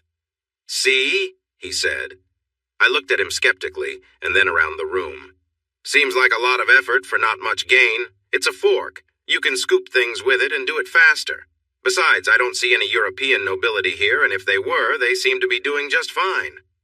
I smiled to show I wasn't offended, and he sighed back. I frowned a little. I know, he said, adding, it just seems so. Common here. Sure, we aren't surrounded by kings, but look how everyone else eats. Very few people do it your way. You're effective, but it's not very elegant, and you deserve better than that. And that was my introduction to something called negging. I learned that it's a way of putting someone down while pretending to lift them up. It's a compliment that really isn't, and it makes you doubt yourself. You end up trying harder so the person teasing you will really appreciate you next time. It's sneaky, and it works well, especially if you don't realize what's happening. For example, someone might say, for a girl with a hairy face, you sure know how to look nice. The hidden message is, I have a hairy face, so I must try very hard to look good. I want to make him happy so he won't say that again. This puts all the pressure on you to change so they won't make comments that hurt your feelings. You start to focus on all your flaws, real or imagined, trying to avoid any negativity from someone whose opinion matters to you. This behavior is really manipulative, but it can lead to something even worse, gaslighting. I learned about gaslighting from someone named Damon. I learned many things from Damon, including that the saying, all that glitters is not gold, is true. Gaslighting is when someone tries to change your point of view, not by having a logical conversation, but by isolating you and mocking your reasons for believing what you do. When you say it like that, it doesn't sound so bad, but it really is. It's like taking away all the reasons you have for your beliefs and making fun of them, while surrounding you with ideas from the opposite side, expecting you to change your mind. It makes you feel surprised that you ever thought that way in the first place. It dismisses your opinion as obviously wrong, and makes you feel small for believing it. Take vaccines, for instance. Many people believe that vaccines are harmful, not because there's scientific proof, but because a discredited study wrongfully claimed there was a link between vaccines and autism. Regular, reasonable people still believe this because they have been made to feel that thinking differently is foolish. It's like growing up with one view, then only hearing a completely different perspective from certain media. Over time, some of your strong beliefs will be questioned because of the constant flow of misleading information. Gaslighting is more harmful because it often comes from someone you trust, who you think would not lead you astray. It's manipulative and hurtful, and I know because Damon tried to do it to me. At first it seemed innocent, starting with something simple like the way I ate. He made fun of me when I switched hands while eating. After that, I felt embarrassed and tried hard to change how I ate. It seems silly now, but I was concerned about what this confident guy thought of me, so I tried to improve my behavior. Then it moved on to other things. One day I wore shorts, and suddenly that was not okay. There were a lot of disapproving noises, and I started to rethink my clothes. Next, I had to change my shoes. Flats were out, and I needed to wear heels to be seen as proper. Then I was told the color of my walls was wrong. Things really escalated when he started criticizing my underwear. He didn't like my comfortable styles and insisted I had to switch to something else, claiming I had to wear fancier ones. Honestly, I find those types to be very uncomfortable. They hardly cover anything. Underwear should at least protect you from embarrassing moments. It's hard to feel comfortable in them, and they just feel tight and wrong. Have you ever tried using a tampon and wearing something so minimal? Let me tell you, that does not work well. It was like he wanted me to fit into an idea of what women should be like, as if wearing certain styles would make me feel good about myself. If you feel like you need to wear something uncomfortable to feel attractive, maybe you should rethink things. He really pushed to get me to change my underwear, and when I refused, he became quite harsh about it. He would point out how other women looked, making remarks about choices they made. He even took me shopping to a store and made comments about better options. Some women were nice in their responses, but others, who seemed to share his views, would say things like how freeing it felt. I wanted to be annoyed with them, but just smiled instead. We talked about respect and choices, but he often ignored everything we discussed. The underwear issue was frustrating, but it was nothing compared to what came next, which made me realize more about our relationship. He wanted to explore new experiences, which sounded okay, but it involving others in ways that weren't right for me. It felt like he wanted to share me in a way that didn't feel respectful. Damon was outgoing, fun, liked to have drinks sometimes, but never too much. When we were around others, especially people he wanted to impress, he always put on a show. He really captivated me, especially when we first began dating. When I looked past his charming facade, I saw he was not evil or boring. Instead, he was a bit manipulative. He would often influence others to do things just because he could. Sometimes it was for fun, sometimes to gain an edge, but mostly it was just to see if he could make them go along with his ideas. He did this with me, too, perhaps even more so because I was close to him. Among all the people who should have noticed, I was the one who missed it the most. After a lot of thinking and 2 months of talking it over with my friends, I concluded that Damon was a clever and charming person, but he had some sociopathic traits. As we got to know each other better, I met many of his friends. He had quite a few. Most weekends, when I didn't have the kids, we would go out and he would introduce me to different couples. Our conversations often turned quite personal. At first, I felt a bit awkward. Damon would start discussing dreams and ambitions, asking them about their deepest desires. Looking back, it was quite light, yet at that moment I was amazed at how we jumped from chatting about a movie to discussing personal topics. In our first week out, he mentioned the idea of having intimate moments in unusual places. He asked if I'd ever tried anything adventurous like that before. I hadn't, and I felt fine about it up until that point. I mean, it wasn't something I thought I'd regret. The couple we were with, Martha and Simon, encouraged me to embrace new experiences. Eventually, on our way home, we found a quiet spot along the road. It was a little thrilling, though not particularly comfortable since back seats aren't really made for such things. The next week, we were with another couple, Marcia and Chris, and the conversation shifted again. They asked me about trying something daring in a public restroom. Once again, they insisted I had to experience it. And that night, we found ourselves having a quick moment in the restroom. It was a bit awkward and less than clean, but it felt exciting. Not something I wanted to make a habit of, but it was fun for a change. Then things began to shift even further. Damon suggested I wear more daring outfits when we went out. He wanted me to try something different, like a stylish outfit that made me feel bold. I was just glad I was in good shape, honestly, but I went along with it because Damon had a skill for getting what he wanted.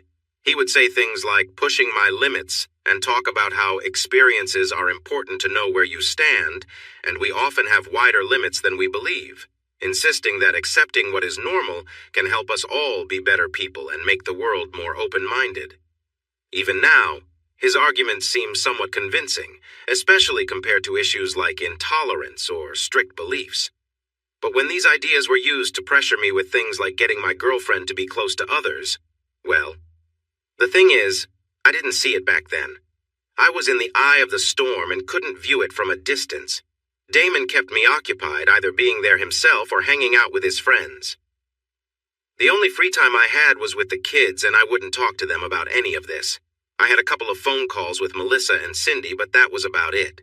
It was only after a night at a motel, one with rooms that opened to the outside, and where he insisted we leave the curtains open, that I started to wonder if this was the right path. The following week, we met with a couple named Martha and Simon, who seemed completely ready for what Damon had planned. We had some drinks and went back to the hotel where we were staying for the weekend. Damon drove, which now I realize was part of his plan to keep me trapped. We were in connecting rooms and Damon and I were intimate. I started to notice the other couple watching from the other side. Next thing I knew, Martha was sitting on the edge of the bed and began to touch me. Thankfully, we didn't have a group situation, but they did end up being close to us, with Martha still interacting with me while it happened. The experience felt wrong, and I was slowly being led down a path without realizing it. I didn't see the situation clearly and was completely unaware of how it might end. I finally had a lunch with Melissa, which turned into a long afternoon. I canceled my only work commitment that day just to sit with her. At first she was excited, but as I explained what had happened, we both started to understand it for what it really was. I was being manipulated. I hadn't noticed it before, and it didn't sit well with me. I still had doubts. Who wants to realize that the person they are with, the one doing nice things for them, is actually someone selfish, or worse, that they had been blind to it all along? This wasn't a kind person. This was someone cold and strategic. Even then, when I tried to explain it to Melissa, who listened with a shocked expression, I still wasn't certain if what I felt was real. I didn't know if he was truly manipulating me, or if I was just seeing things wrong. I wanted to give him the benefit of the doubt, even though his mind games and constant criticism had been wearing me down. I could see Melissa's perspective, but deep down I didn't want to believe it. No, I scoffed. He's just helping me expand my view of things. I kept repeating excuses I didn't fully believe. It's hard to accept something so unsettling you can't believe it about someone close to you. But what else could I do? Admit I'd been blind to everything? That wasn't about to happen. The truth started sinking in by the next weekend. We planned a getaway at his place, a house perched on the bluffs, overlooking a small river. The view wasn't anything spectacular, but he had a hot tub, and I was looking forward to a quiet weekend with just the two of us, unwinding and reconnecting. And it started that way. We relaxed in the hot tub, chatting, laughing, and enjoying the evening. But then, around 10 p.m. on Friday, the doorbell rang. Damon gave me a knowing smile, threw on a robe, and went to answer the door. He was gone for a while, and just as I was thinking of going to find him, he came back, but he wasn't alone. Another man, also in a robe, entered, smiling. I suddenly felt incredibly uncomfortable. Here I was in the hot tub with no towel in sight. I tried to sink lower into the water, hoping it would keep me out of sight. "Ah, January, meet Morton. He's a friend of mine," Damon said, as if this was all casual and planned without my knowledge. It was obvious he'd set this up, but I wasn't ready to accept what this meant. I glanced away, feeling unsettled, and thought of how I could politely end this situation. The reality of his actions was finally starting to come into focus, and I felt both betrayed and confused. He climbed into the hot tub, and I was grateful it was big enough for 8 people. "Oh, don't be shy, Jan. He just wants to discuss some work with me. I find that when someone is more relaxed, they tend to be more honest. There's not much to hide in a hot tub, right, Morton?" He chuckled. "Come on, lighten up. We've come a long way together. What's a little openness between friends?"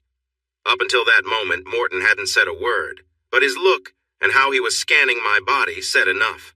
I looked at Damon, who seemed excited, and I could see the whole evening laid out in my mind. More drinks, some work talk, even more drinks, a bit of flirting. And then, here's what happened. I went along with it. Even though I knew this was a plan and that I was being led into it, I went with the flow. We talked about contracts, had more to drink, and then Damon moved closer to me. His hand began to wander, and between the warmth, the drinks, and my acceptance of the situation, I soon found Morton beside me too. I kept trying to convince myself this was fine, that it was natural, that sharing this experience wouldn't be so bad. It was. Okay, it wasn't outstanding. Honestly, I felt pressure to please both men, and because of that, I didn't enjoy it as much. I didn't feel like the focus. I felt more like I was there to make them happy. It turned into a series of tasks rather than something enjoyable.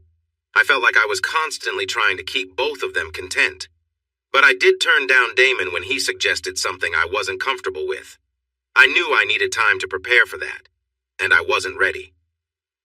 Eventually, it ended within the hour. Both men satisfied, while I was not. I went to bed and Damon saw his guest out. I pretended to be asleep when he returned.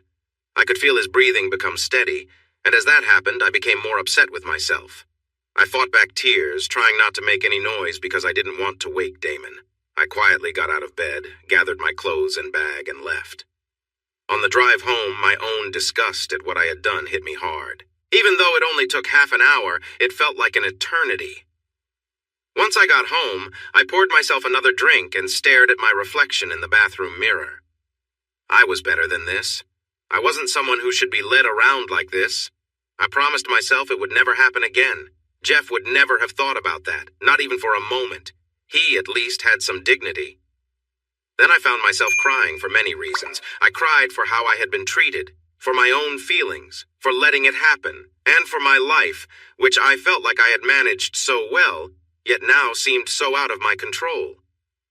I cried for Jeff, finally realizing he was a good person and didn't deserve what I had put him through. I got back to bed around 3 a.m. and ended up sleeping late the next day. The kids were with their other parent that weekend, so I had some time without anyone else around. I saw 4 messages from Damon on my phone, but instead of responding, I called Melissa and asked her to come over. Luckily, she did. We talked for hours. I was cozy in my pajamas, sipping hot chocolate, my go-to drink when I felt emotional. She brought her laptop and showed me different websites about what Damon was doing, like the manipulation and mind games. It felt really eye-opening, especially after I told her about the night before. I was angry at him and at myself. I told Melissa and later Cindy, who came over right away after Melissa saw how upset I was, that I just wanted to leave. No arguments, no talks, no explanations. I just wanted to be free from him. I didn't see why I should be the one to handle things maturely. He had caused me pain, and if I were honest, I didn't want to hear any excuses from him because I wasn't sure I could resist his words. He had broken through my defenses once, and I didn't want to risk that happening again. Why give him another chance? This is life in the modern era, where there are many new forms of emotional harm and tactics that are just old behaviors with new names. If Damon could use modern ways to manipulate, then so could I. So I decided to cut him off completely.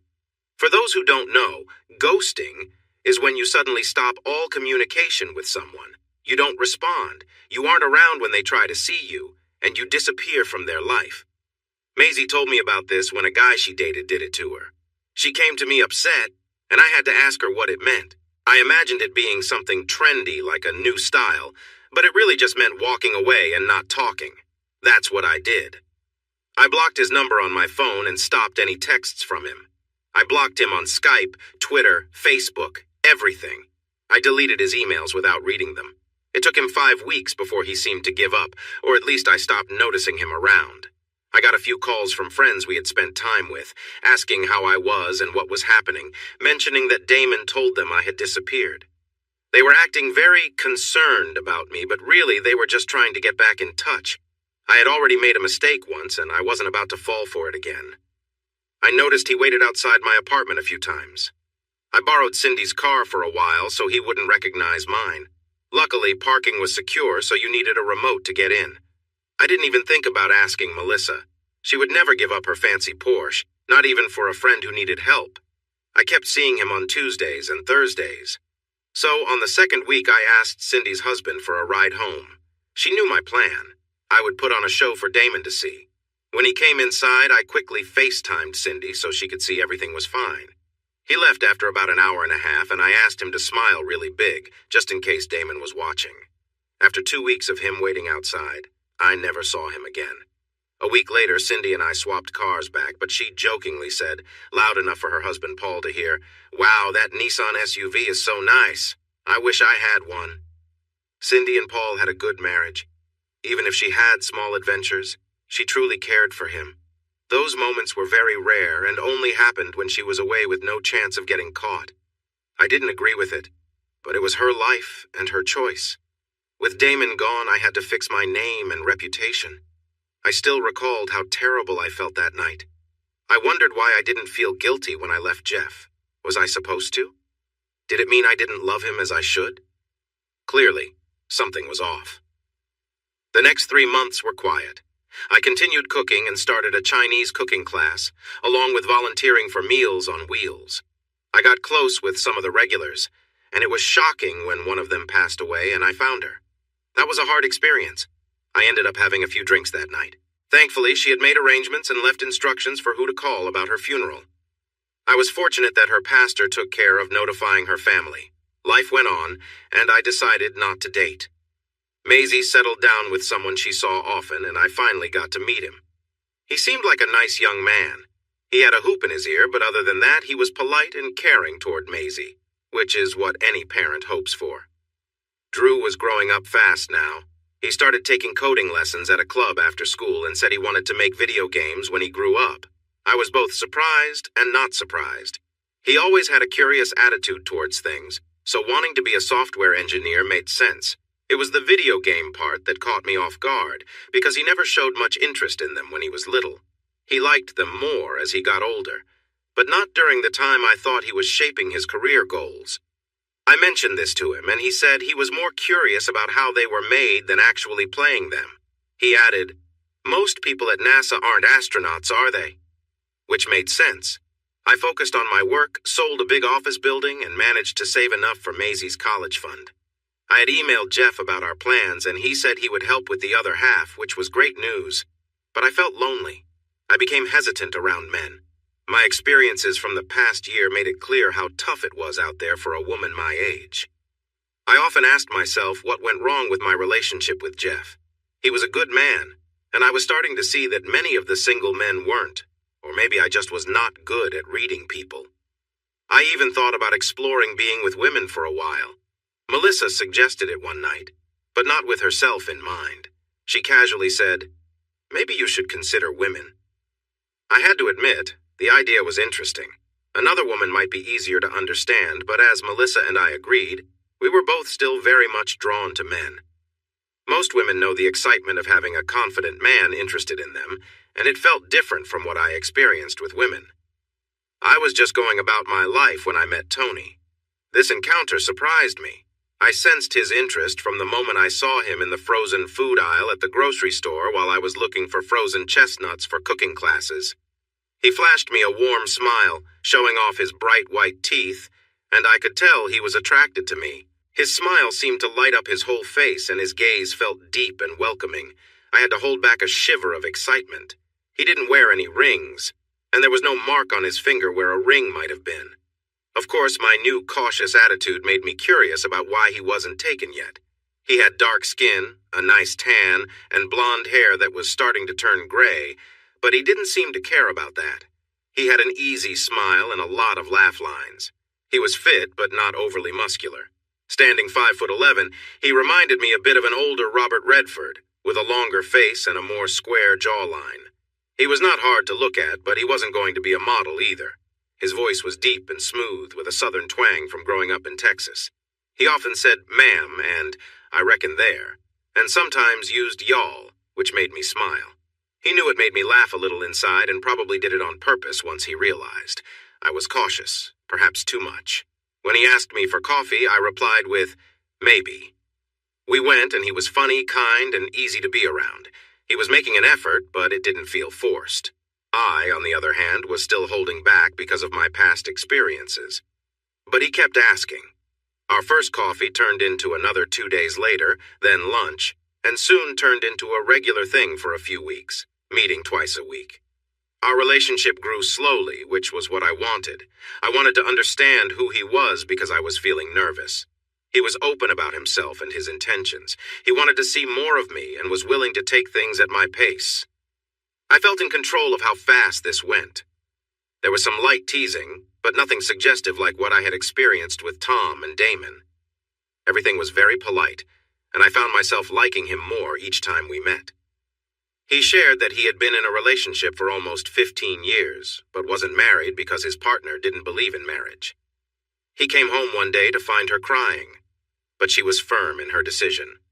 She was leaving to travel the world with a wealthy woman as her companion. She insisted they weren't in a romantic relationship, but mentioned she wanted to be free to explore this new side of herself. She expressed how sorry she was and that she loved him, but needed to do this for herself.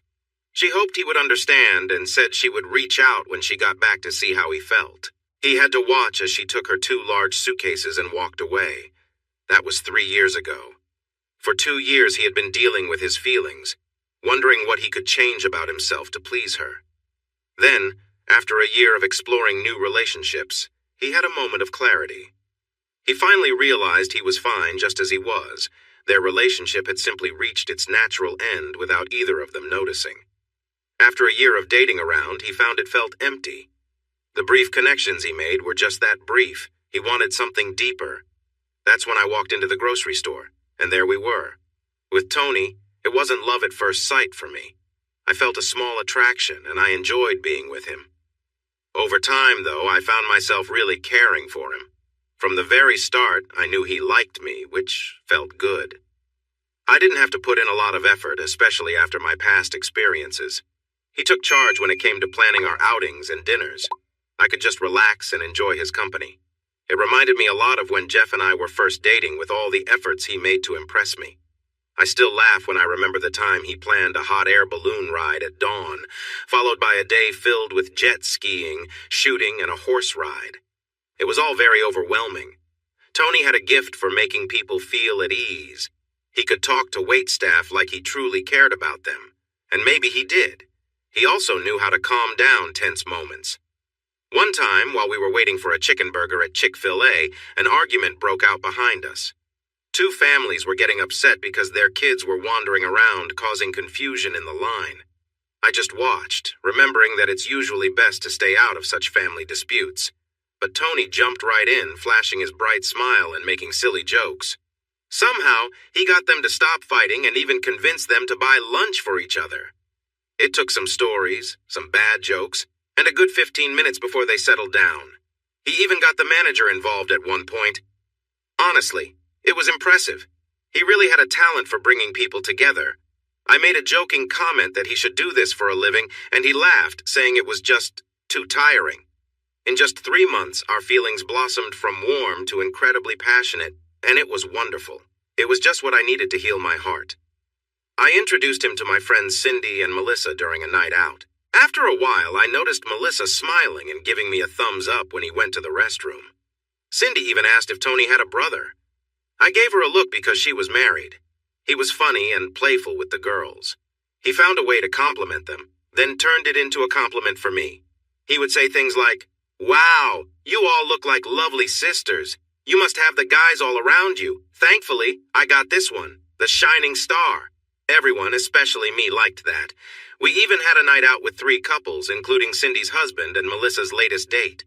I just wanted to see how he was around other men, and it was nice.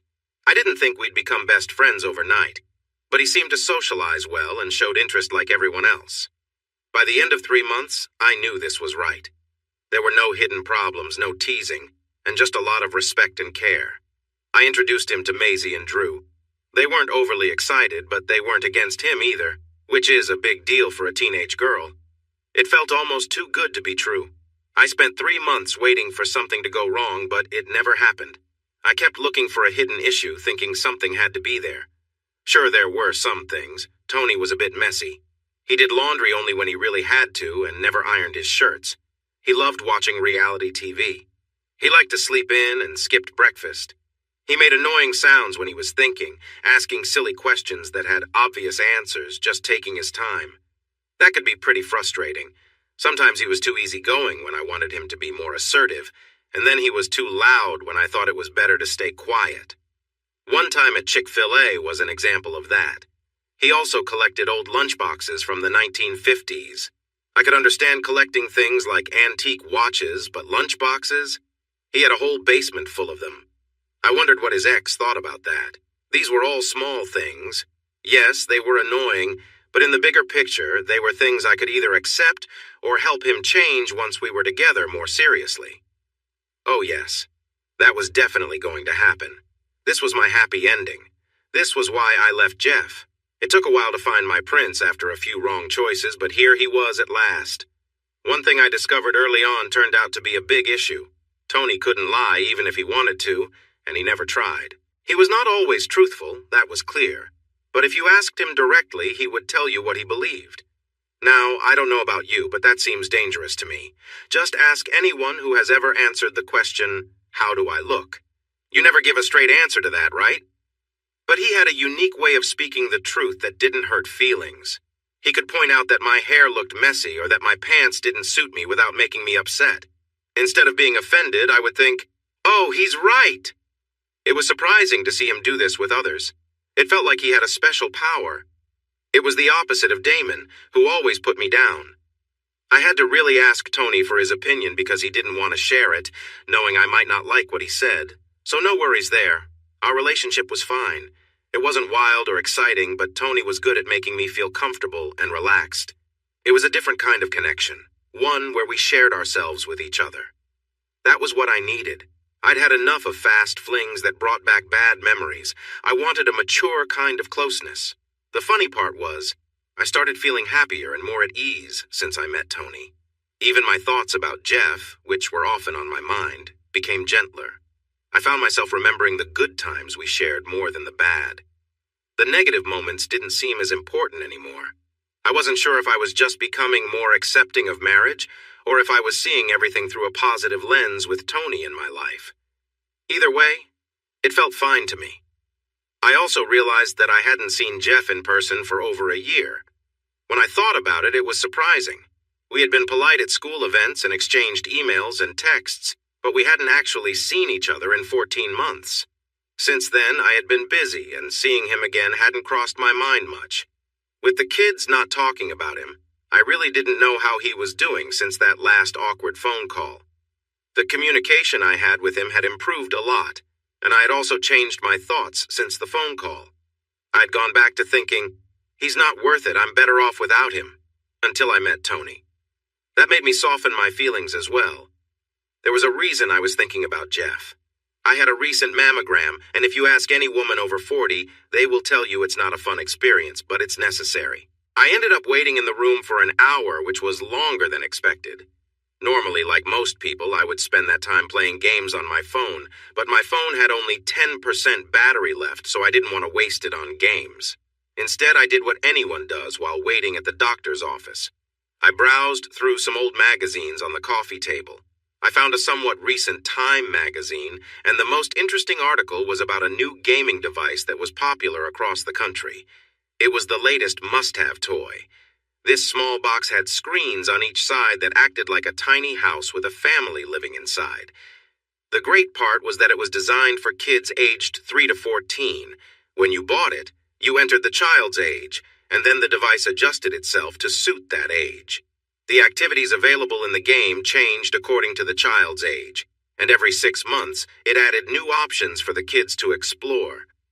The screens could tell how you were looking at them, making the images appear three-dimensional. It felt like you were peering into the little house, as if the screen were a real window. You could move the box around to look into corners or up and down. Not only was it supposed to be fun, but it also had an educational side.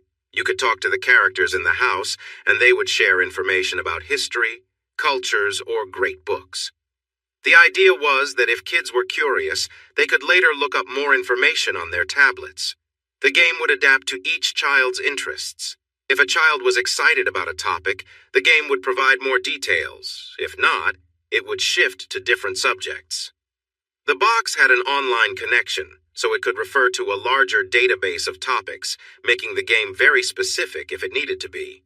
It was a clever concept and caught Jeff's interest. I thought it was exactly the sort of thing he would get into. I wondered if he had been involved enough to use some of my phone's remaining battery to find out about the company that created it. No, they were from Boston, and Jeff's group was in Seattle. They were hired to review and design for big companies like Hasbro, not for smaller groups like this one. The place was called My Uncle's House, which was fitting because the idea was to create a second family feel. Still, it was interesting, and it was perfect for Jeff. That made me think about him and us. Now that Tony was here, I was ready. We agreed on important things. He cared about me, and I felt strongly about him too. I wanted to move in together and share everything. I was ready for us to take that step and maybe even talk about being engaged. I was excited about the idea and was dropping hints that we should, at the very least, exchange keys to our homes. Or maybe jump straight into the big step of living together, or even consider a real proposal. I was definitely ready for that. I was eager. Then he started hinting at something too. A work event was coming up. Tony managed shopping malls for a real estate company.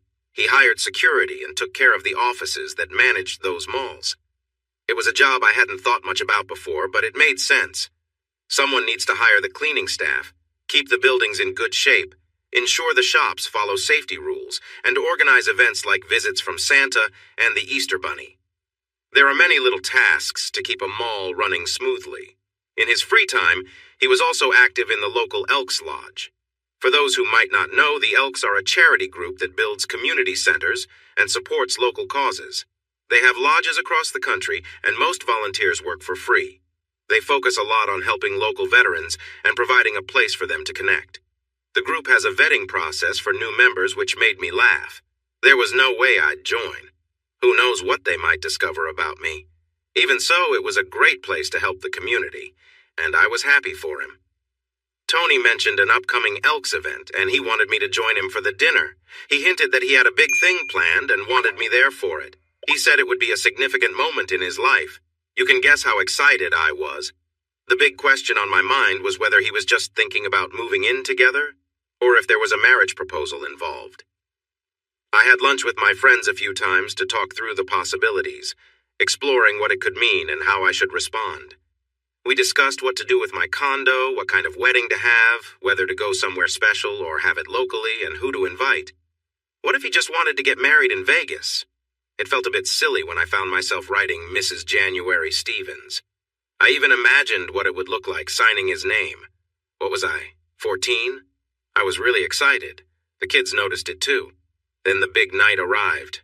I spent the afternoon at the salon, getting my nails and hair done, and I had my makeup done professionally to make everything perfect. I used waterproof makeup because I didn't want to mess it up if I cried. Driving to the hotel where the event was held filled me with joy. I had planned to meet him there since he had to be there all afternoon setting things up. I was ready to start the next chapter of my life. It felt like a really important night. It was strange knowing this was happening. When Jeff first asked me to marry him, I had no idea it would happen. It was at a party with all our friends. He took the microphone from the DJ, made a speech, and then knelt down. I was surprised, and it was so romantic. I have to give Jeff credit. He was a true romantic. Of course, I said yes, and then he showed me a ring. Thankfully, it was perfect. I am picky about jewelry, and there was a chance he could have picked a bad one, but he brought my sister with him to choose it, and she helped him find a great one. That evening was magical, and I think back on it fondly.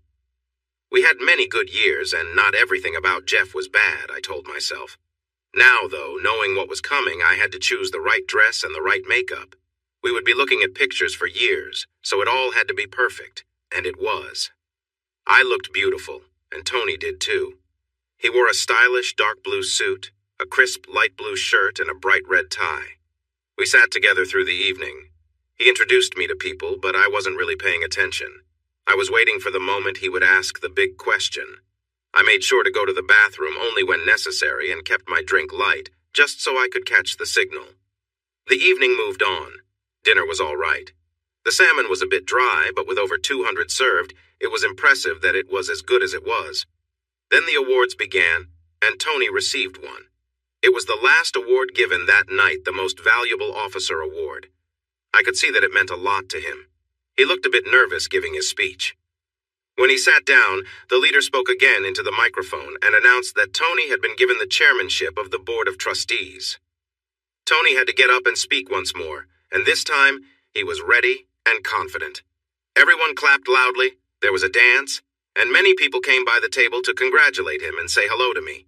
It felt like the right moment never arrived. By 11 p.m., people seemed tired, and I was sitting there waiting for him to talk to me.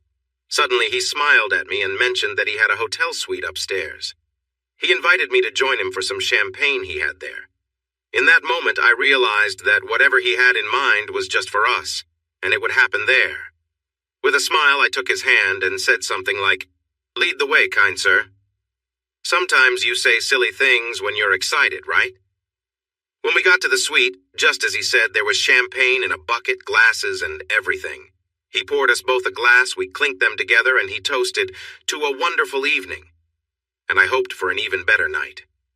After we enjoyed the champagne, he reached for me, and I was eager. If he wanted to be close with me before sharing his good news, then that was exactly what would happen. And it did. And it was nice. What was less nice was that afterwards, he turned over to go to sleep. I sat in bed looking at him, wondering about what had just happened. This didn't feel right.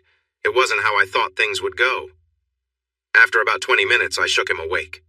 We needed to talk now. I had to know. He looked sleepy and tired, yawning as he asked, "What? What is it, Jan? Do you need something?" He had a playful grin on his face. "Tony, don't you have anything to say to me?" I pressed, sitting there and staring at him. You know those moments when everything can change? Those seconds when no words are spoken, but the expressions tell the whole story? Where you can almost see someone's thoughts? This was one of those moments for both of us. I saw confusion on his face. Had he forgotten something? What could it be? Then he looked at me, his face showing a mix of expectation and a fragile hope. I could see him figuring out what he thought I wanted to hear. Realization crossed his face, followed by sadness, and then he put on what I called his concerned poker face. This was the look he had when he wanted to say something but was worried about how I would take it. Remember when I said he was very honest? Here it was, clear and straightforward. I felt a mix of hope, longing, and, to be honest, a little worry. Had I misunderstood the signs? Was all of this just a trick of my own hopes? In that moment, seeing the changes in his expression, I realized I might have been wrong. My disappointment showed on my face, and then his worried expression appeared. The truth is, I like to think of myself as a fighter. But sometimes you fight for things that aren't real. That's what I did. I spoke without thinking and asked some very personal questions of a man who was tired and honest. What a mistake. Jan, I don't know what to say. You were thinking. He struggled to respond. I sat there feeling low. Maybe a tear fell. I wasn't sure. I nodded, feeling lost. You thought, he said, more like a confirmation than a question. You said tonight was a special night. I thought, hoped, I said, my voice shaking. He sighed and reached for my hands. Jan, I meant that I was being honored tonight. I knew it was happening, and I wanted you here with me to share it. I didn't mean to give you the wrong idea. Why can't we? I asked, my voice full of feeling. Why can't we what? He asked, clearly confused. I hadn't said what I expected. Move in together, get married, make it official? I said after taking a breath. And that was when everything changed.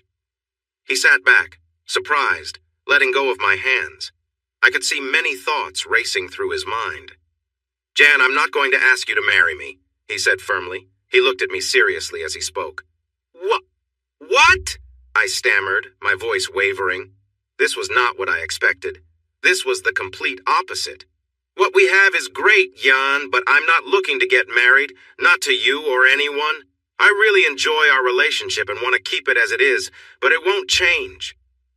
His voice was steady, and he kept looking me in the eye, not in a harsh way, but in a kind, sincere way. He was being honest and trying not to hurt me. But why? I asked, genuinely confused. I thought we were ready to move forward. What's wrong with that? Oh, no, Tony said quietly. I don't know what to say, Jan. I don't know any way to let this down. In that moment, I felt a change, and my whole attitude became serious. Oh, so there are issues, Tony, I said, not angry but firm. I was moving from feeling sad to frustrated quickly. Well, the thing is, Jan, we've had a nice evening together.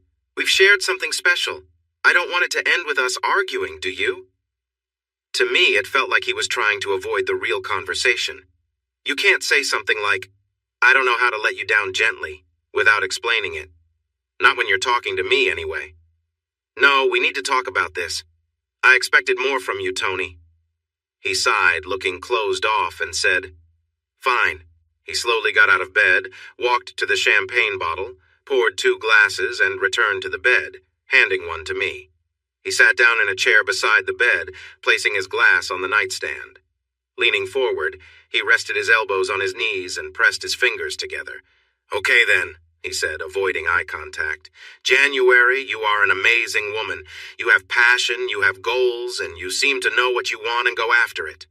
He paused, took a sip from his glass, and then set it down again, leaning forward as if deep in thought.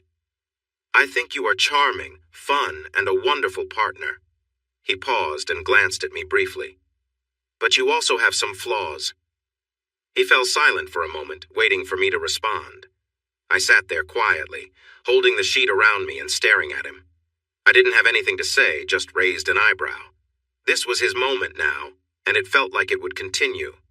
He looked at me for a bit before dropping his gaze to his hands. In a flat tone, he said, Honestly, you can be sharp with your words. You sometimes treat others poorly if things aren't exactly how you want. You have a certain way you expect things to go, and when they don't, it can cause a reaction. He glanced at me again, seeing my unreadable face, and kept going. Everything around you goes through your own perspective. Your first thought is about how it impacts you. You make judgments about things, and when they don't turn out as you expect, you become frustrated. Tonight's conversation is a perfect example. I let out a breath I didn't know I was holding. He watched me, concern on his face. I don't want to keep going in circles, January. I bit my lip and said slowly, "No, just be honest. That's what we need right now. If we were going to confront the truth, it was better to do it quickly." "So be it," he said quietly, looking away again. The words were spoken in a tired tone.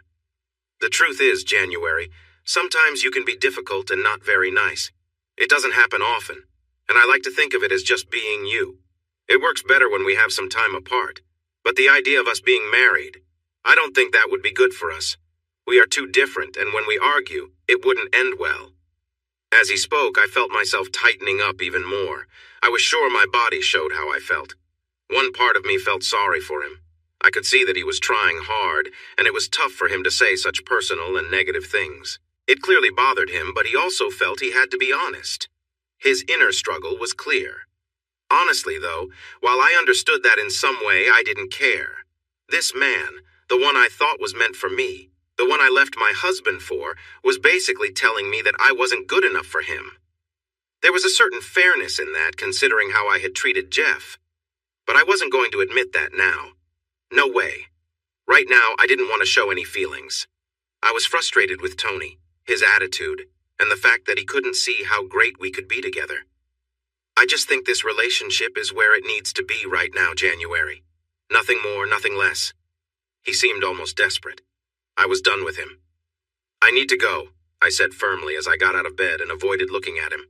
I got up feeling messy and not caring. I moved around looking for my shoes, putting my dress back on, and searching for my belongings. While I was doing this, he kept talking. He might be a great negotiator, but he didn't understand women at all. For the first time, I started to wonder why his wife had left him. Maybe she knew something I didn't. Maybe I was figuring it out myself. "January, please. You don't have to go. What we have is good, even special. I've never met a woman I liked as much from the very start. Please, we can still have something nice. Don't leave like this." I found my shoes, put one on, grabbed everything, and walked to the door, glancing back at him. "Tony?" "Yes," he replied, hope on his face.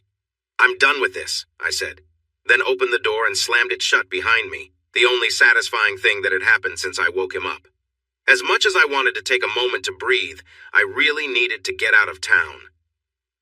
As I made my way down the hallway, I took out my phone to call an Uber home. Fortunately, the hotel was not far from the city center in Seattle.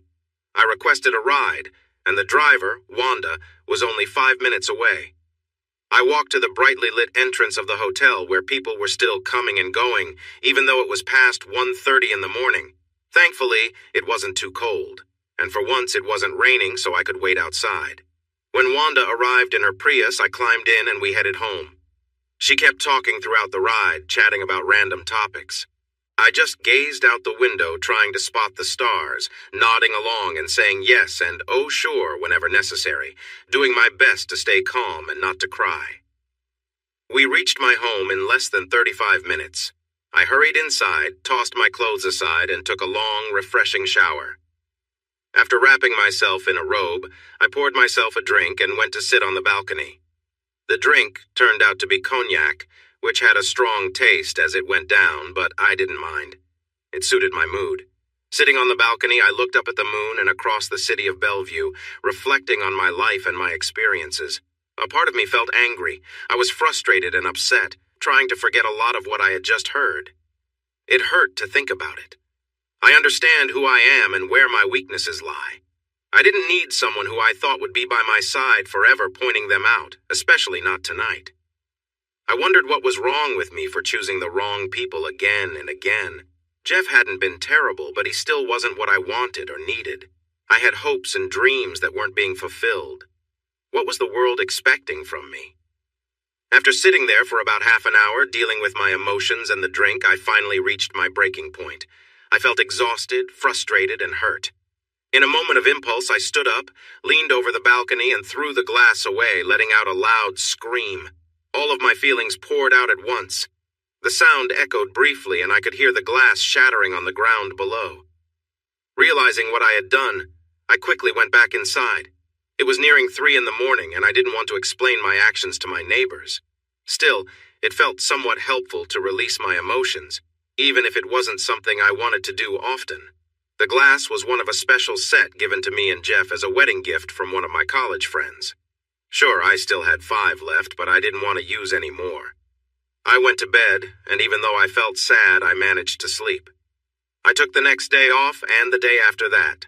Cindy and Melissa called, and as soon as they realized I was feeling down, they came over to keep me company. I was in my worn pajamas, having not showered or gotten dressed since I got home. We watched some not-so-great movies, ate ice cream, and shared some wine. I complained a lot and tossed cushions around, behaving like many women do when they feel hurt by someone they care about. Tony called to check on me. What a nice guy. Melissa answered and chatted with him, saying I was okay and that he didn't need to do anything. I appreciated the gesture, but I felt he had already done enough. So that was it. I dealt with my feelings. I felt terrible, taken for granted, and foolish for imagining things that weren't real. All the typical feelings you would expect. And then Tina came home. Oh, Tina, family can drive you a bit crazy, right? Mine does. They know all your secrets and history. An older sibling can have a way of bringing you down with just a few words. Tina had that power over me. It was 3 weeks after what we were calling the award night mess. What a perfect word for it. Tina showed up out of nowhere one evening. She knocked on the door with a bottle of whiskey in her hand and said after a quick hug, "Dinner's on me, then we'll come back here and relax. Go put on some jeans. I'm hungry." I had no idea how she found my new place. She had been out of touch for so long, especially since I hadn't even told her about my divorce beyond one awkward call. How did she know where I lived? I felt a bit uneasy. I was used to being in control of my life, but when my sister Tina comes around, I felt like I was 14 again, uncertain and hoping no one noticed how young I felt. I stood there looking at her, surprised to see my sister again. She looked good. She had lost some weight, had a nice tan, and her hair was a sun-kissed blonde from being outside a lot. She was petite, around 5, 6, with sharp brown eyes and a small mouth that often smiled. Honestly, we didn't look too much alike. I was taller at 5'9", and heavier than she was, although she had a smaller frame than I did. As kids, I loved teasing her as I started to grow up. My hair is a rich brown and my eyes are blue. We share the same nose and face shape, but in personality we are very different. I am all energy and fire while she is relaxed and thoughtful. Of course, she has her moments, too. She can be incredibly sarcastic, and her humor is more British than American, as people tell us. She enjoys popping pretentiousness, and it's often entertaining to watch, unless I'm the target, which happened quite often. "Come on, Jan," she said, laughing. "Are we going to stand in the doorway all night? I brought gifts." She held up a bottle. "I couldn't be away for 3 years without a gift. Let's put this down, you can change, and we can have dinner. We have so much to catch up on. I had to find you here. Come on, time is flying and Mama is hungry." I had forgotten how fast she spoke and how she expected you to keep up with her. Maybe we were more alike than I realized. "Okay," I mumbled, stepping back from the door and letting her in. She placed the bottle on the table and looked at me, waiting for me to say something. I just stared back. "What?" "Come here," she exclaimed, wrapping me in a big hug that melted my heart. My sister was back, and I could smell the familiar scent of oranges in her hair. "Oh, Tina," I said, unable to hold back the tears. Hey, she said, stepping back and holding my shoulders. "It's okay, little sis. I'm so sorry I wasn't here before, but I'm here now. Let it out, babe. Tina's got you." She watched me as I cried, still feeling hurt from everything with Tony, even though I hadn't seen him in a while. I was just busy working and coming home, not even volunteering or taking any classes. "Go on," she encouraged, guiding me toward the bedroom. "Get changed and let's go eat somewhere nice. My treat. Then we can drink from the bottle, have a great time, and share all our secrets like we used to." I gave her a faint smile, realizing how much I had really missed her. Life is best with the people you care about. I always thought you have to make yourself happy because no one else can do it for you. So when she left, I moved on and found other things to fill my time, like raising kids. Now that she was back, I understood just how much I had missed her. I went into the main bedroom to grab some jeans while Tina continued to chat excitedly as she looked around the condo. I went by the old house to find you. I wanted to surprise you, but I was the one surprised. You left him. We need to talk about that. I love the big windows in this place. I stepped onto the nice balcony as I pulled on my stone-washed jeans, looking for some socks to match my cute ankle boots. I heard the door open again and saw her walk back in. I glanced at my reflection in the mirror. I looked okay, not fantastic, but it was all last minute. It was good enough for me. I walked over and found her looking through my cookbooks. "Cooking now? Is there no end to your new skills?" she asked with a raised eyebrow, holding up a book called How to Be a Domestic Goddess. "Not much space to do that on a boat, sadly. I'm envious. You have such a nice place, Jan. Very you." I chuckled. Not like I had many choices. Well, that was up to you, wasn't it? There was the Tina I knew, straightforward and right to the point. I let out a sigh, and she showed some kindness. "Let's wait until we have a few drinks. You will be more open then." Again with the honesty.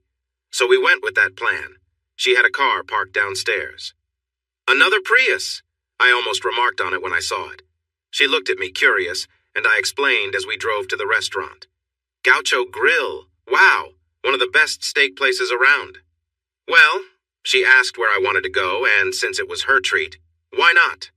Once we were seated with wine ordered and our dinners chosen, I had the filet with lobster and she picked a flaming skewer of steak that came out on a sword. Yes, a sword.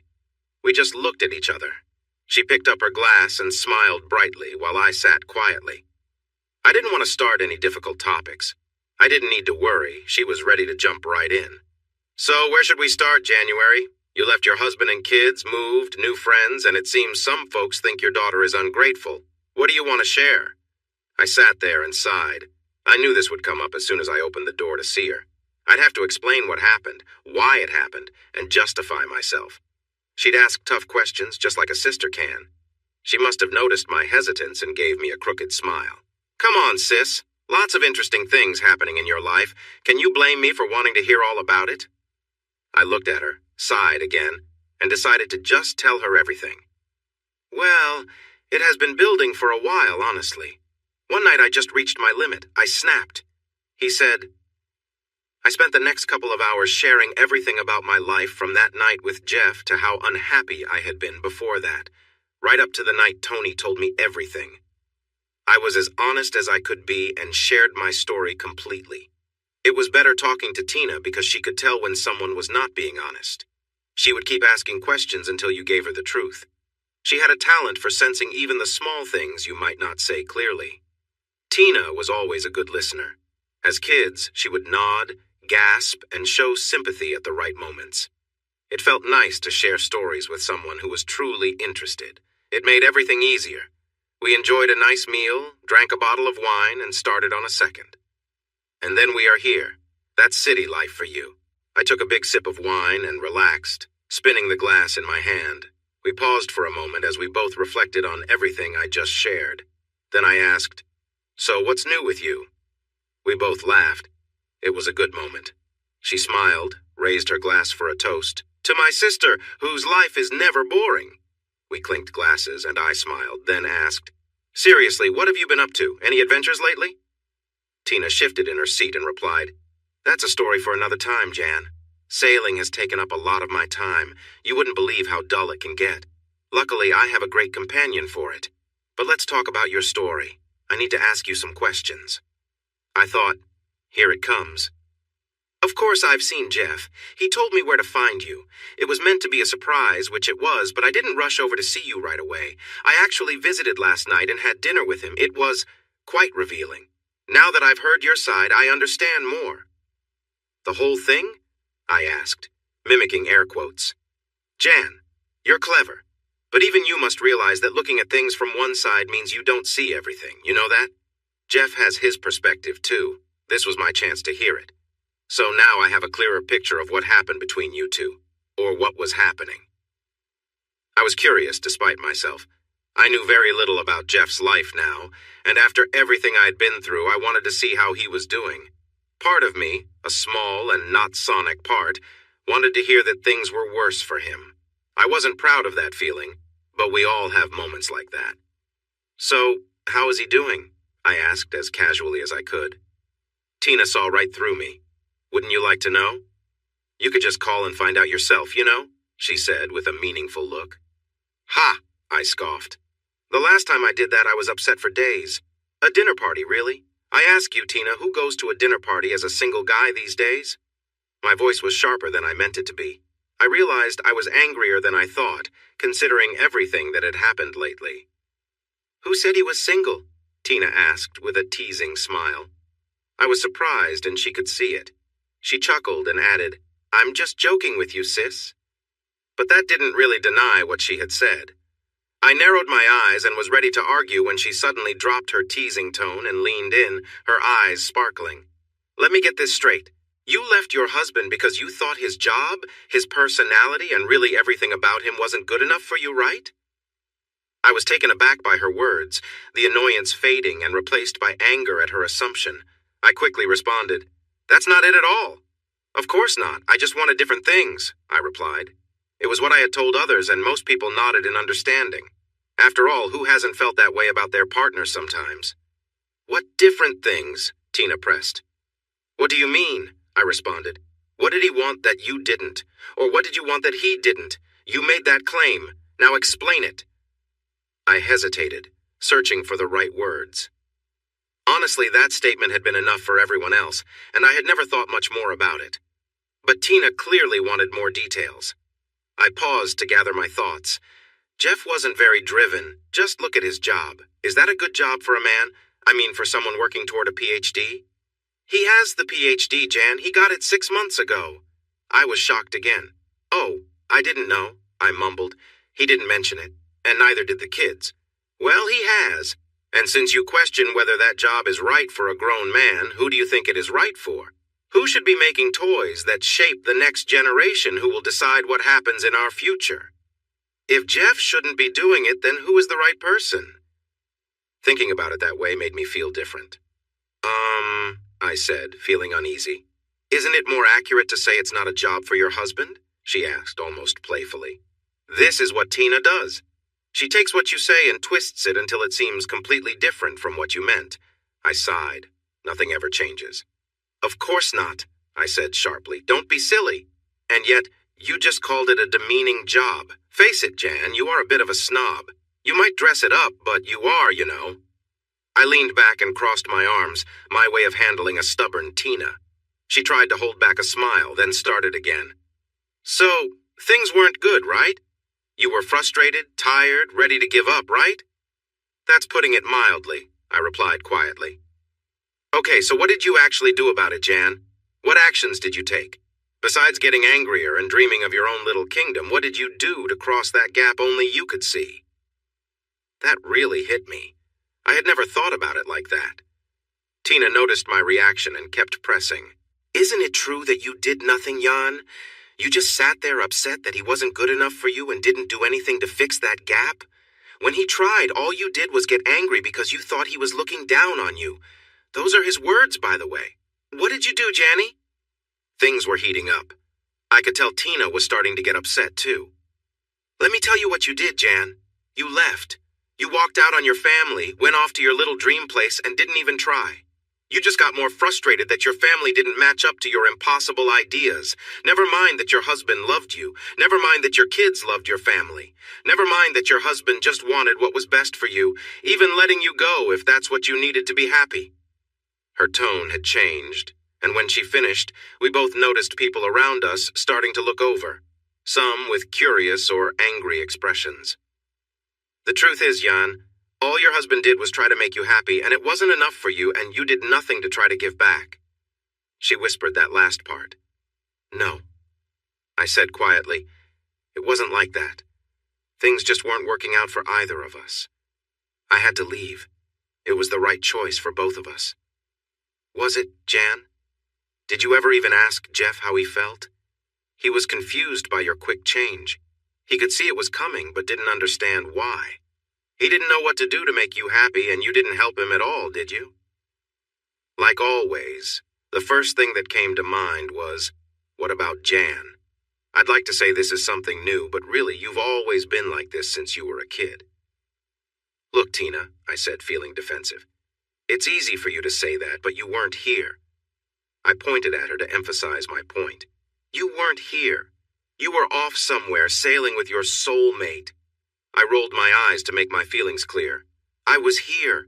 I was in that relationship every single day. I was feeling trapped. I needed to break free or I would have lost it. You need to understand. I was part pleading, part demanding her understanding. Tina wasn't having any of it. Oh, come on. Poor Jan feels like life hasn't given her what she thinks she deserves, so it's everyone else's fault. Let me ask you this, Jan. Since you left, how has that worked out for you? Has it been what you expected? Have those relationships filled the gaps you had with Jeff? She didn't even wait for my response, which was probably for the best, since there was no way I could answer positively. I knew that deep down. And now it can't be Jeff's fault, can it? He's not in your life anymore. There's only you. So what does that say, Jan? It can't just be that bad relationship you left, the one where someone thought you were perfect and you were screaming inside? I felt a rush of fear. The truth was, she was right. I had thought about it before, but always found reasons to blame others. It wasn't my fault Tom disliked kids, or that Damon gained pleasure from being with me, or that Tony didn't want anything serious. The truth is, Jan, the only common factor in all these failed relationships is you. She made her point and leaned back. At least she didn't look smug.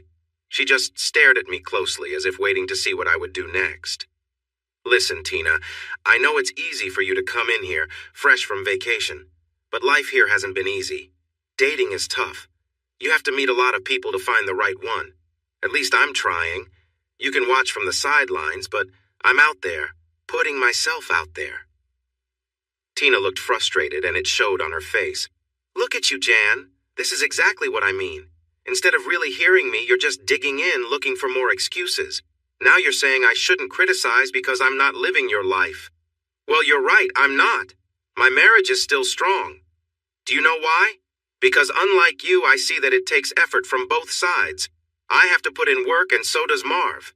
With you, it's like you had 2 kids, found a job selling office space, and then suddenly decided you were done. Now get it together and make me happy. Dance for me. It feels like you just gave up. I bet you were upset inside, Jan. I really believe that, but I'm curious about what you were feeling.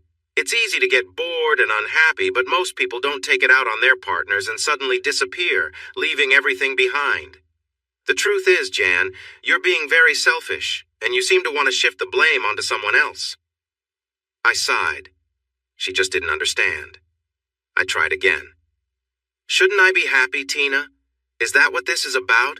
I should have just accepted the role of housewife, watched my shows, joined the Parent-Teacher Association, and shopped for curtains. You know me better than that. I'm much more than that. You know I felt trapped in that marriage. Everything Jeff did drove me crazy. It was better for everyone that I left. You weren't there. You didn't see it. No, you're right, she quickly replied. I wasn't there, but Jeff was. Have you ever really talked to him about it? About how you felt then and how you feel now? I think Jeff knew how I felt when I left, I said with a smirk. Believe me, Tina, he understood. Tina looked frustrated. No, I don't mean shouting at him about how he was ruining your life. Anyone can do that. A child could do that. I mean really talked, with the benefit of time to reflect. She had a point. That had never happened. Now that she mentioned it, it was a good question. No, I admitted slowly. I don't know why. It just never happened. No, Tina replied, dismissing it. Well, he has thought about calling you more than once, but after the last argument you had, when you got really upset because he had friends over, did you know who was there? It was his support group for going through a divorce. He wasn't having a party with someone else. I know how your mind works, Jan. If there's a negative way to see something, you focus on that. He was just trying to find some understanding. And he couldn't come to you because you made it clear how you felt about him, his job, and all his little habits. It felt like you didn't want him to love you at all. She particularly emphasized the word love, making it clear how she felt. I was taken aback. Was I really that harsh? The truth is, you left him heartbroken, confused, but still trying to give you what you wanted, your freedom. Oh my goodness, Jan. That man cared for you so much that he let you go, so you could be free to follow your own dreams. And you never looked back, did you? You jumped from one difficult situation into another. Forget angels fear to tread. You charged straight into chaos, taking on everyone who crossed your path. She paused to catch her breath, but then continued her rant before I could say anything. And it has been one problem after another, hasn't it? How is that finding yourself journey going, Jan? Have you found yourself yet? You've had a series of partners, one of whom was harsh to your kids, another who was inappropriate, and the last one you believe is perfect basically told you that you demand too much attention. She laughed at that last comment, which made my frustration grow. The truth is, Jan, you already had what you wanted, yet you couldn't see it. Those sheets weren't clean enough for you, right? And of course, you made it everyone else's issue, just like when we were kids. It's never your fault, is it? It's always someone else's. She took another breath, and I was thinking of how to respond, wanting to say I deserved better in a nicer way. It sounded arrogant to say it the other way. But then she mumbled something that made it all explode. Wrong side of smart is right, she said quietly while picking up a glass of water. When I heard that, I lost control. How dare you! I shouted, hitting the table. I am not foolish! Tina, like everyone else nearby, stared at me in surprise. I realized I was making a scene, but in that moment of anger, everything felt overwhelming. That one comment from the past brought up all the hurtful words I had ever heard. What? Tina whispered, but I had started to vent. I am not foolish, I said more quietly, but still furious. Don't use that word like that, just like Mom would. She would be so proud of you right now. Jan, what the... she began, but I interrupted. I'm tired of hearing that from Mom. So I'm not as smart as you. Is that a problem? I am smart enough. I am good enough. I held tightly onto the sides of the table, and for some reason tears started to flow. Jan, Tina said softly, reaching out to take one of my hands and holding it firmly. I don't know what you mean by that, she replied with genuine concern in her eyes. I've heard that too often from Mom, I said through my tears. I am not foolish. She kept saying it. I am not. Jan, she said again, unable to understand. The wrong side of smart. That's what Mom would tell me. It just means the other side of being clever. Foolish. I know what it means. Tina looked at me in shock. She seemed surprised I couldn't understand why. It seemed clear to me. Jan, that's not what that means at all, she said firmly. What? I asked, wiping my eyes with a napkin. Jan, what she meant was not that you were foolish. Not at all. Remember the IQ tests we took? I remembered. We were 14 and 17. Mom had heard about this group for smart people called Mensa and made us take the intelligence test. It was a timed test with questions about shapes and patterns. At the time, it seemed pointless, but we did it because we were told to. You didn't say no to Mom and Dad. I shrugged at Tina. Yeah, so what? Mom sent in the results. Did you know you scored 13 points higher than I did? I stopped wiping my eyes. What? I had scored more than Tina? Saint Tina, the queen of smarts? That couldn't be. Tina nodded at me with a shy smile. Yeah, she didn't tell you because she knew you'd make a big deal out of it. I couldn't help but smile a little at that. She was right. I would have brought it up all the time if I'd known. Now that I did know, I was definitely going to keep that in mind for later. What Mom meant, Jan, is that you are the other kind of clever. The kind that knows she is clever and can explain away any feelings you have. If you are upset, you can think through why you feel that way and identify what caused it. In an argument, you're smart enough to come up with reasons why you are right and the other person is wrong. You have this level of cleverness that lets you blame others for how you feel. You listen just enough to find holes in the other person's argument, and then you counter it.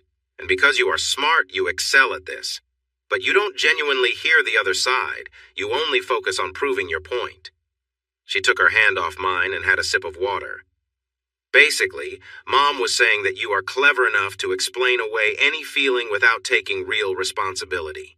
You make it hard for anyone to challenge you because you are so skilled at defending your position. Just look at your life with Jeff. You've spent all dinner trying to show me how tough it was. I believe you, Jan. I really do. I truly believe you felt overwhelmed there. She reached out and took my hand again. I was surprised to find myself actually listening, but I had to. There was something in what was being said that I needed to understand. The more I listened, the more I knew I couldn't stop. You were so focused on your feelings and blaming others that you missed the fact that you weren't doing your part either. It wasn't just about you. It was always about someone else not doing something you wanted. But what about what you did? You didn't even talk to Jeff before you lost your temper. But that was also his fault, right? You made excuses for how you felt, and deep down you knew you weren't being a good partner in the marriage. She leaned back with a sarcastic smile on her face.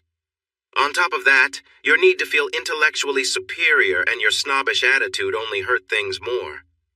I bet you're sitting there trying to think of something to argue with me instead of reflecting on what I said. You're looking for ways to dismiss my words rather than seeing how they might be true. I didn't appreciate that much. But was there some truth to it? I usually wanted to argue, yet I understood part of what she meant. I was too close to see things clearly. Look at what happened after you left Jeff, Jan. You've been desperately searching for someone to make you happy. You thought you found someone, but it didn't work out. And you say that was his fault too, can't you see? The problem here is you. You expect others to make you happy, and you notice every time they don't. With some bad choices in men mixed in, well, here we are. She spread her hands, making her point. I just sat there, shocked, angry, and mostly stunned. Was I really this self-centered? I like to think of myself as smart. Was I really that unaware? If she was even half right, then I sat quietly, breathing, while Tina looked at me. I felt a sudden realization wash over me that knocked the wind out of my sails. This was who I was. This was how others saw me. It wasn't a nice picture, and in that moment, I didn't like myself either. It's hard to suddenly see the truth about yourself and realize it doesn't match how you think you are or how you believe you should be. It felt like finishing a movie only to find out you were the bad guy all along, too caught up in your own thoughts to notice. This realization was frightening. I couldn't help but wonder what I had said to others. What unkind actions had I overlooked? Was I really at fault for not being happy, for dating the wrong people and making poor choices? Oh my God. Images flashed in my mind, talking to Jeff and putting down his job, ignoring Drew, being rude to Maisie, and making one bad choice after another with men. Wow! Finally, Tina said, "Well, say something, sis. Let me know you still want to chat." I snapped back to reality, where thoughts raced through my mind. I focused on Tina and thought about her words. To my surprise, I laughed a little. I don't think telling you not to would stop you.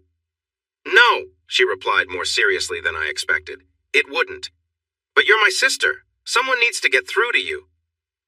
Well, I said after a moment of just feeling everything, there's a lot to think about. I truly didn't know what else to say. Yeah, Tina said uncertainly, her expression showing she worried she had gone too far. I recognized that look from her before. No, it's all okay, I reassured her with as much strength as I could muster. I wasn't going to break down now, not me, not now.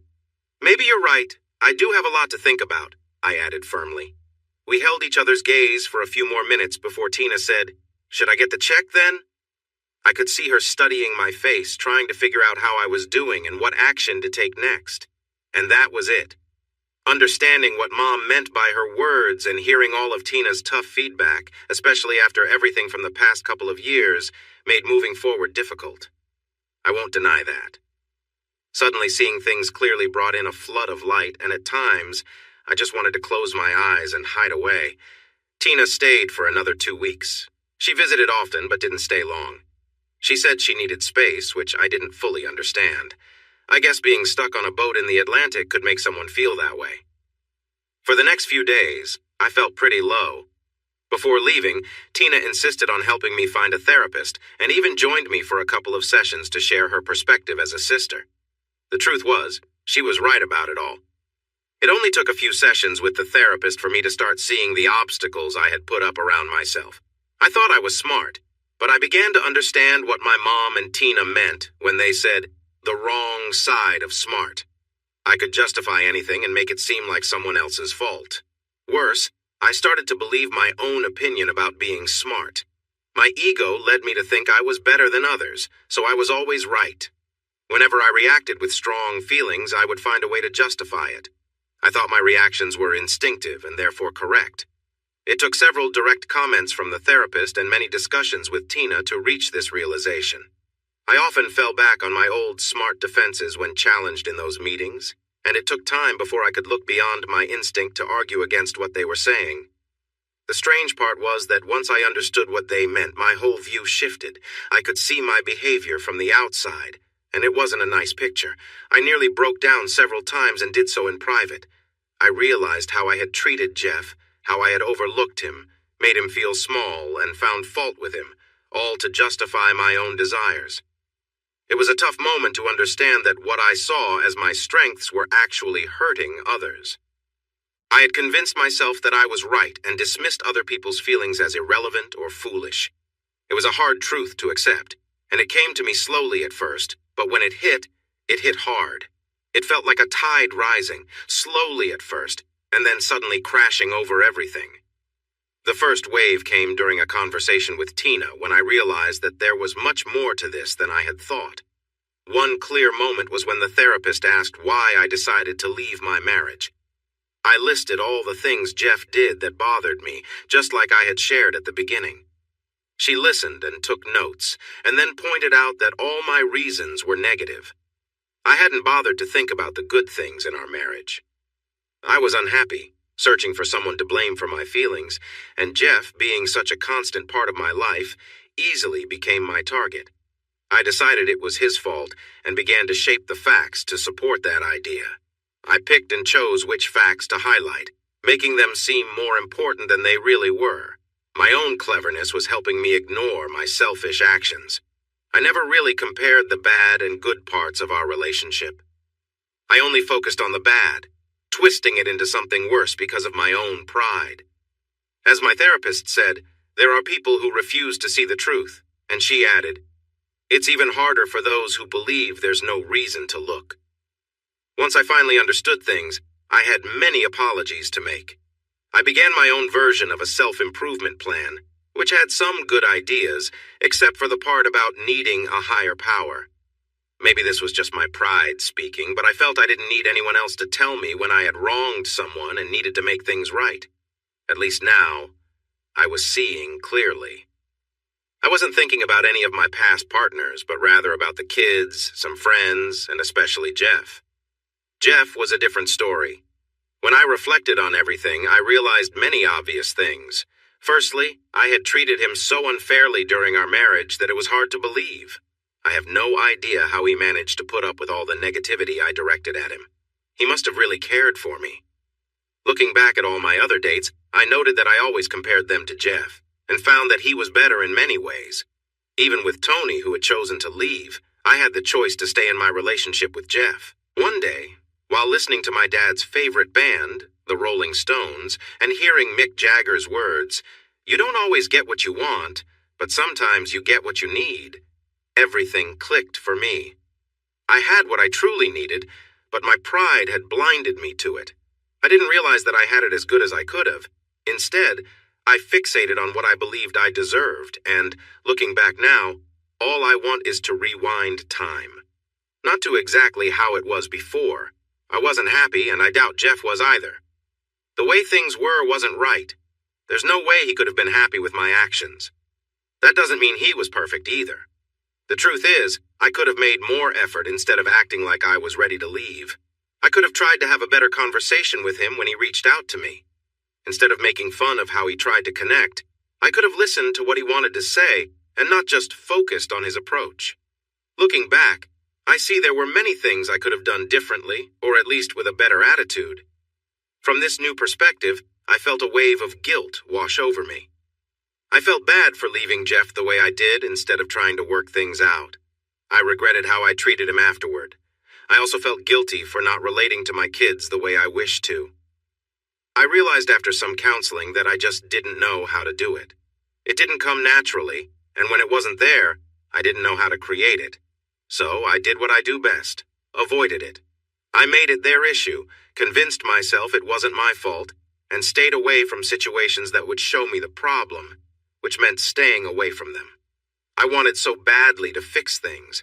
If only I could turn back time or at least try to rebuild something important. But I knew that wouldn't happen, and here is why. I was trying to do my own version of a popular recovery program's steps. Those steps are about taking responsibility, and I realized that I struggle with that. I thought, stop blaming some imaginary force and just deal with it yourself. So I knew I needed to reach out to him. When I called, he seemed surprised to hear from me. It had been so long since we had that close connection that I wasn't entirely sure what to expect. Once I recognized that, the guilt hit me again. How had I lost touch with my ex-husband's life? He hadn't hurt me or made me leave, even if he divorced me. He had good reasons for it, especially considering how I handled my departure. When I suggested he come over to talk, his first question was about the kids. He wanted to know if there was something important going on, which showed where his concerns lay. I assured him it had nothing to do with the kids, and then said the 4 words that usually create tension. We need to talk. He laughed softly and replied, No, I don't think we do. I think we did that when we were married. That almost brought me to tears again. I pushed through because I needed to do this. Not just for him, but for myself. If that sounds selfish, well, it's not like I was trying to hide that. No, I hesitated. You don't understand. We may not need to talk, but I do. There are things I need to say. I apologize. The last words were barely above a whisper. There was a quiet moment, then Jeff asked with concern, Jan, are you okay? Is everything all right?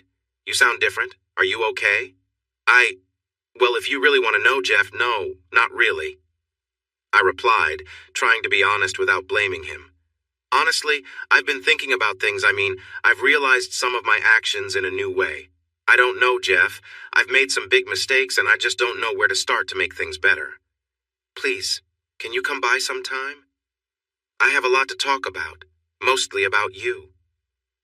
I was trying not to sound desperate, but I wasn't doing a good job of it. There was another pause. I could almost picture Jeff, deep in thought, reacting to this unusual message from me. It showed how caring he was that he responded with concern. Why had I ever underestimated that? More reason for me to feel bad about myself. Well, Jan, honestly, this isn't the best time. I have a lot going on. I'm heading out of town soon, plus there's a toy launch we are working on and some legal issues. Legal issues? I was surprised. This was Jeff, the toy maker, not a lawyer. Long story. Anyway, as I said, I'm leaving next week. Can you take care of Drew and Maisie while I'm gone? Maisie is pretty independent now, and Drew is quiet. You know him. Sure, I can do that. It'll be nice to have them, I said, meaning it. Immediately, I started thinking of fun activities we could do together, not just to pass time, but to bond. This was the first step in my plan to reconnect with the kids. But still, Jeff, when will you have time to talk? There are important things to discuss. Jeff chuckled. He recognized the reference from one of our favorite movies. I can meet on Wednesday afternoon. I'm going to the airport that evening, so I can't stay long. Today was Sunday, so that worked for me. I would have preferred a different time, but I wouldn't push it. That sounds good. What time, 3? Sure. See you then, Jan. Take care. That was settled. Now what should I wear? And what on earth should I say that gets my feelings across without making me sound foolish? More importantly, what was I really asking for? Acceptance? Understanding? A chance to explain? That was the main question. I had spent time reflecting on myself and my actions, and I knew there were things I needed to discuss with Jeff. But what did I really want from this conversation? I had left for reasons that might not have been justified, and I knew I played a big role in how things turned out. But what outcome was I hoping for? Did I want to rebuild our relationship? Was that even possible? Had Jeff moved on? Had I? Did I want to date him? Just be friends? What was I thinking? I honestly didn't know. I had seen the good in the relationship we had before I messed it up, but Jeff wasn't perfect. Would trying to build that again lead to the same end? Was he really what I wanted? Or was I just looking back at the relationship with rose-colored glasses because I realized how much I had hurt it in the first place? Sometimes, as Tina used to say when we were younger, I wished I could just be carefree and happy. Overthinking, or paralysis by analysis, as one of my college teachers called it, can ruin any good choice. But I couldn't help it. I didn't want to make another mistake by moving forward without considering my feelings. I wanted to make the right choice for the right reasons. It was surprisingly Tina who offered the answer on her last visit before she returned to Washington. Stop overthinking. Just relax. Go enjoy yourself for a night and stop trying to force an outcome. That's part of your problem, Jan. You decide what you want and then try to make everything fit that idea. Just go with the flow this time. Accept whatever he has to offer and decide what you really want after that. Stop trying to plan life out and start seeing it as it unfolds. In short, dear sister, just let things happen. That's my sister Tina, a mix of wisdom and humor. She could write a book, and it would probably be better than those by other self-help authors I'd come across. So that's what I did. I got some snacks and spent one evening with Melissa, trying to unwind and enjoy myself. Given my lack of recent experience with this, it was quite fun. Melissa tried it for the first time and had a great time. I felt relaxed on Wednesday when the entry phone buzzed. Of course, that calm feeling vanished instantly. Oh well, easy come, easy go. I answered the video phone, saw it was Jeff, and unlocked the door. I rushed to the mirror by the door, decent outfit, check, hair, done, and makeup. It wasn't perfect, but it was okay. I was as ready as I could be.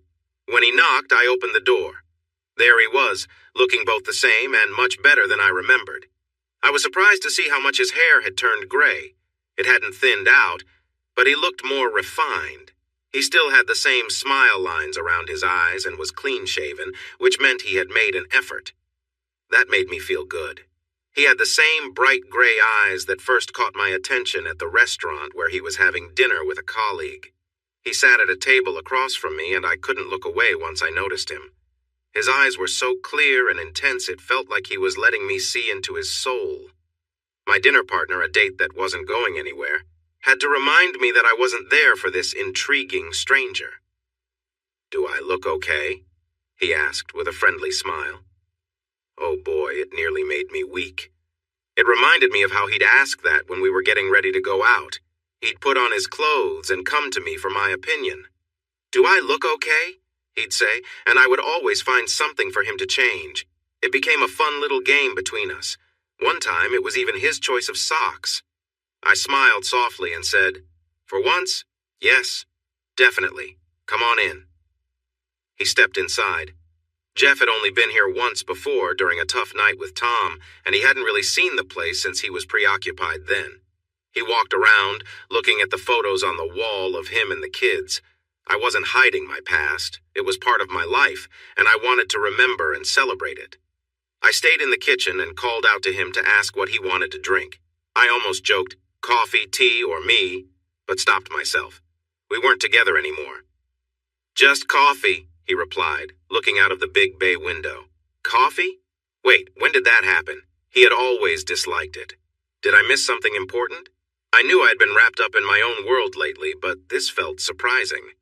I brought him a cup, and he took it while still gazing out the window. "Wow, nice view. I see why you like this place," he said, sounding relaxed. Looking at the coffee and then at me, he grinned and said, "Yeah, got a taste for it. Had a good mentor." He seemed more at ease now, much more than I felt. This was new for him, and it suited him. We stood there for a moment, gazing out over Bellevue, taking in the trees and the distant buildings of Seattle. Eventually, he turned toward me just as I got ready to speak. We both paused, looked at each other, and laughed.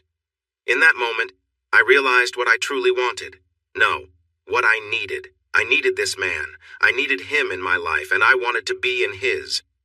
I wanted to wake up next to him in the morning and tease him about his snoring. I needed him to ask me, "Do I look okay?" So I could playfully suggest some changes, which he would do because he cared about me.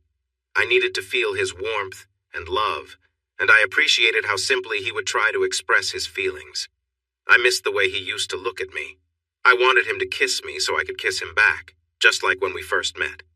Oh my goodness, I felt so lightheaded. "Let's sit down," I suggested to ease the moment. He checked his watch and replied, "Sure." "Do you have somewhere to be?" I asked. He put his cup down on the table and shrugged. "I need to be at the airport in a few hours. I have to give a statement in Boston, then I'm off on a trip." He didn't give more details about the trip, and I didn't ask, although I was interested. "Yeah, you mentioned a lawsuit. What's happening?" I wanted to know. He shrugged again. "It's complicated. We are suing a group in Boston for taking an idea I gave them a while back. They are making a lot of money from it, even though we created it. We proposed it to them a year ago, and they said thank you, ended our agreement, and then went ahead with it completely. So yeah, we are suing. It's not really my style, as you know, he said dryly. But the other partners at the consultancy are really pushing for it, and honestly, I'm okay with it. It would be nice to have something saved for retirement. Boston. Wait a minute. Hey, is this about that uncle's family project? I asked, now very curious. I remembered an article I had read where I wondered if he was involved. He looked at me in surprise. Yeah, it is. I designed that years ago, and it's been on our list of proposals for a while. When we work with companies, they often ask us for a list of suggestions we think they should create. This Boston group requested the list, we gave it to them, and next thing we knew, it was out in the world. I called it Grandma's House. But it's the same idea. Our lawyers say it's a solid case. We're not even trying to get back the rights since, honestly, they've done a great job bringing it to life. Better than we could, really. The plan is to leave it with them and just take half of their profits. Think of it as a partnership, so to speak. It should be worth something. I'm really happy for you, I said with a smile, and I truly meant it. This was wonderful. Finally, he would get some recognition. Even from me, someone who should have respected him all along. Now he would finally receive the respect he deserved, and I was very pleased for him. Other people would see him the way I did now, and that was good. He nodded, and we sat there sipping coffee and looking at each other while I built up my courage. It was now or never. So you're probably wondering why I asked you here. He gave me that familiar crooked smile. Yeah, so some things happened recently. I, met someone. I noticed him tense up, so I quickly corrected what he might be thinking. Oh, it's not going anywhere. The guy made that clear. He said I'm high maintenance, if you can believe that. I tried to lighten the mood with a joke. Strangely enough, I can, he replied, smiling because he understood my humor. Anyway, I continued, pushing forward, Tina came to visit, as you probably know. He nodded. I understand she found me through you, so thanks for that. I was feeling down and I kind of took it out on her. To make a long story short, you know how Tina is. She helped me see a few things clearly. I realized that my behavior was not great. Jeff leaned back and opened his arms wide, a classic gesture of, go ahead, I'm listening. I know this is hard for you to say, Jan. I have to say I'm impressed. This is not the conversation I expected. I wouldn't have guessed you would take this route. You were always a bit too smart for your own good, he said. I flinched. Too smart for your own good was just another way of saying I had made some poor choices, and he was right. Yes, I can't argue with that. After Tina helped me see things differently, I've been seeing a therapist to understand my own behavior better. I'm really working on improving myself. Jeff laughed, a genuine laugh. I can't picture you giving up control to a higher power, Jan. That wasn't your style. It was blunt, but true. Yeah, I replied, looking down. Fair enough. Anyway, the reason I asked you here? To make amends, he guessed. Yes, partly. I need to apologize for how I acted. My behavior, especially towards the end, was more about creating a situation I felt I had to escape than it was about anything you did wrong. I see that now. Of course, things weren't perfect between us. I have to let you know that you aren't without faults either. I smiled at him to show I wasn't blaming him, and he smiled back, acknowledging he understood. The truth is, instead of talking it out, I just took the I know best approach, and you ended up suffering for it. I'm really sorry about that. I was difficult, and you just stood there and took it, and I walked away. I walked away from the most important thing in my life, and now I feel that loss. Jeff leaned forward and clasped his hands, resting his elbows on his thighs and looking closely at me. I can see you've changed, Jan, he said slowly, searching for the right words. But the problem is, you had to break what you call the best thing to realize it was truly the best. I'm glad you can see what we had, but that realization comes at the cost of our relationship. I just stared at him, feeling tears rolling down my cheeks. It was now or never. What if it didn't have to be this way? I asked softly, looking deep into his kind, gray eyes. I'm sorry, he replied, clearly confused, leaning back a little. What if it didn't have to be? I repeated. What if we could, I don't know, start dating again? See where it leads? Just be together without any pressure or expectations? The thing is, Jeff, I've been out there and it's tough. I didn't see that you were what I really needed until now. I'm asking for another chance. Just a chance. I'm not asking to rush into anything or be exclusive if you don't want that. I just want a chance. I need a chance." Jeff looked at me, and for once I couldn't read his expression at all. His face seemed blank. This wasn't his usual serious look. It was just blank. "So let me get this straight, January," he said. "You left me in a difficult way, went out into the world, met all kinds of people, and now you've realized that what we had was better than what's out there, so now you want to come back. Is that it? I'm just the option you're returning to?" It seemed like he was serious after all. "No!" I exclaimed, feeling desperate. "You were never just an option. You are the only one. I messed up, not you. This is not me being arrogant and expecting you to take me back because I can't handle the world. This is me truly asking for your understanding because I made a mistake. And I need you. I need your support because it's my only hope. Yes, I made a big mistake and I'll live with that. But you are the better person. You've always been the better person. I think deep down, I've always known that, which is why I took our relationship for granted. This is not about you being second best. This is about you being the best, just as you have always been. Please understand that. I'm begging you." Once again, I couldn't read his face, searching his eyes for a sign of what he was feeling. I saw him bite his lip. Was that a good sign or not? I desperately needed him to understand. I was asking because I had truly messed up, and I was willing to take responsibility for it. I really had to make him see that. Finally, he sighed. "January, I can tell you feel sorry for what happened. This is a different side of you that I haven't seen before. We've known each other for a long time, and I usually think I understand you, but oh no. The truth is, January, I am married." "What?" I couldn't believe what I heard. I was completely shocked. "What?" I stammered, taken aback. "Look, January, when you left, you took away a lot of my self-respect. That situation with Tom didn't help either. I was upset with what happened between us for a long time. The kids felt it too, to be honest, and you just seemed to move on with your life, not caring about us. I struggled to get through my days. At one point, I had to rely on medication just to function. How did I not know this? It was worse than I imagined."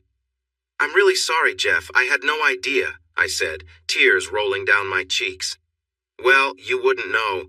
You left and got caught up in your own world. I told the kids not to mention anything about you, and I did the same.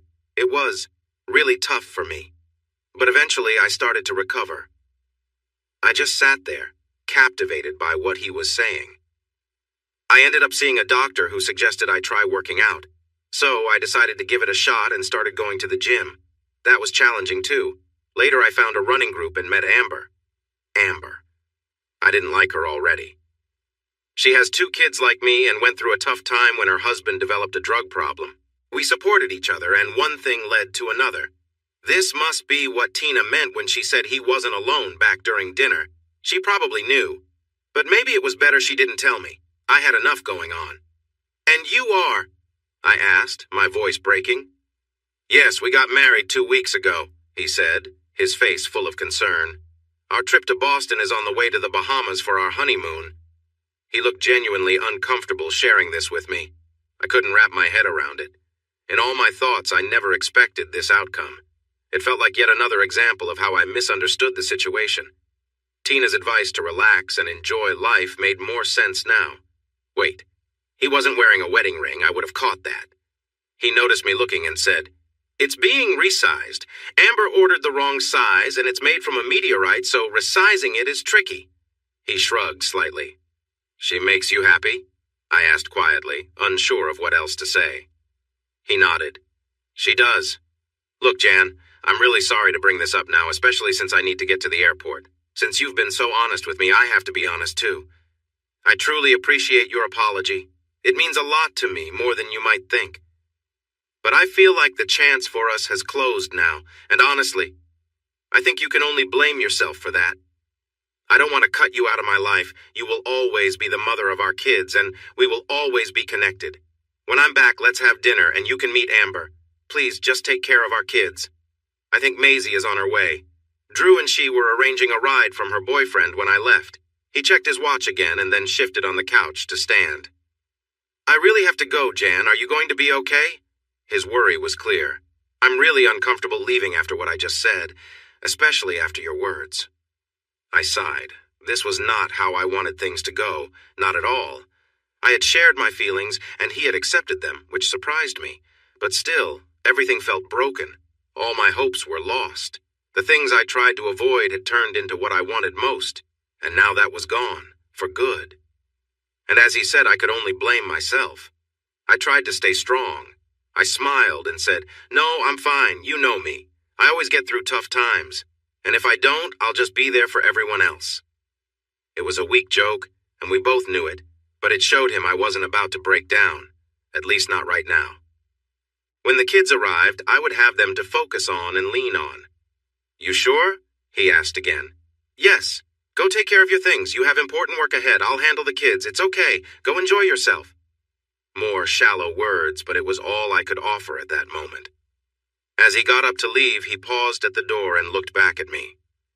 "Jan," he said, "I'm sorry for everything that happened. I wish you could have found what you wanted sooner. I wish things were easier. I'm sorry you had to hear it this way. Please take care of yourself. If it helps, I've forgiven you for all the little things we both did. I've moved on, and I really hope you can too. I thought you were already doing that, but I'm sure this won't take you long to get past. You're strong. You'll be here for a long time." His words were kind, and they both warmed and hurt my heart at the same time. "Go," I said gently. "People are waiting for you. Enjoy yourself, and we'll talk when you get home." He nodded, and I did feel a little better. I didn't get exactly what I was hoping for, but maybe I got what I needed, just like Dad used to sing about. After he left, I sat down, had a glass of juice, texted the kids to see when they would visit, and started planning a trip to the Science Fiction Museum downtown. I knew Drew would really enjoy it. Life is meant to be lived, and I wanted to embrace it. My ex certainly was, and I couldn't hold that against him. I just wished his new partner was kinder to him than I had been. But still, Amber. What kind of name is that? Is she really that young? Hey, everyone. Thanks for watching. Don't forget to subscribe and turn on notifications so you won't miss any of the exciting stories we have coming up. What do you think about the characters in this story? Let us know in the comments. We'd love to hear from you.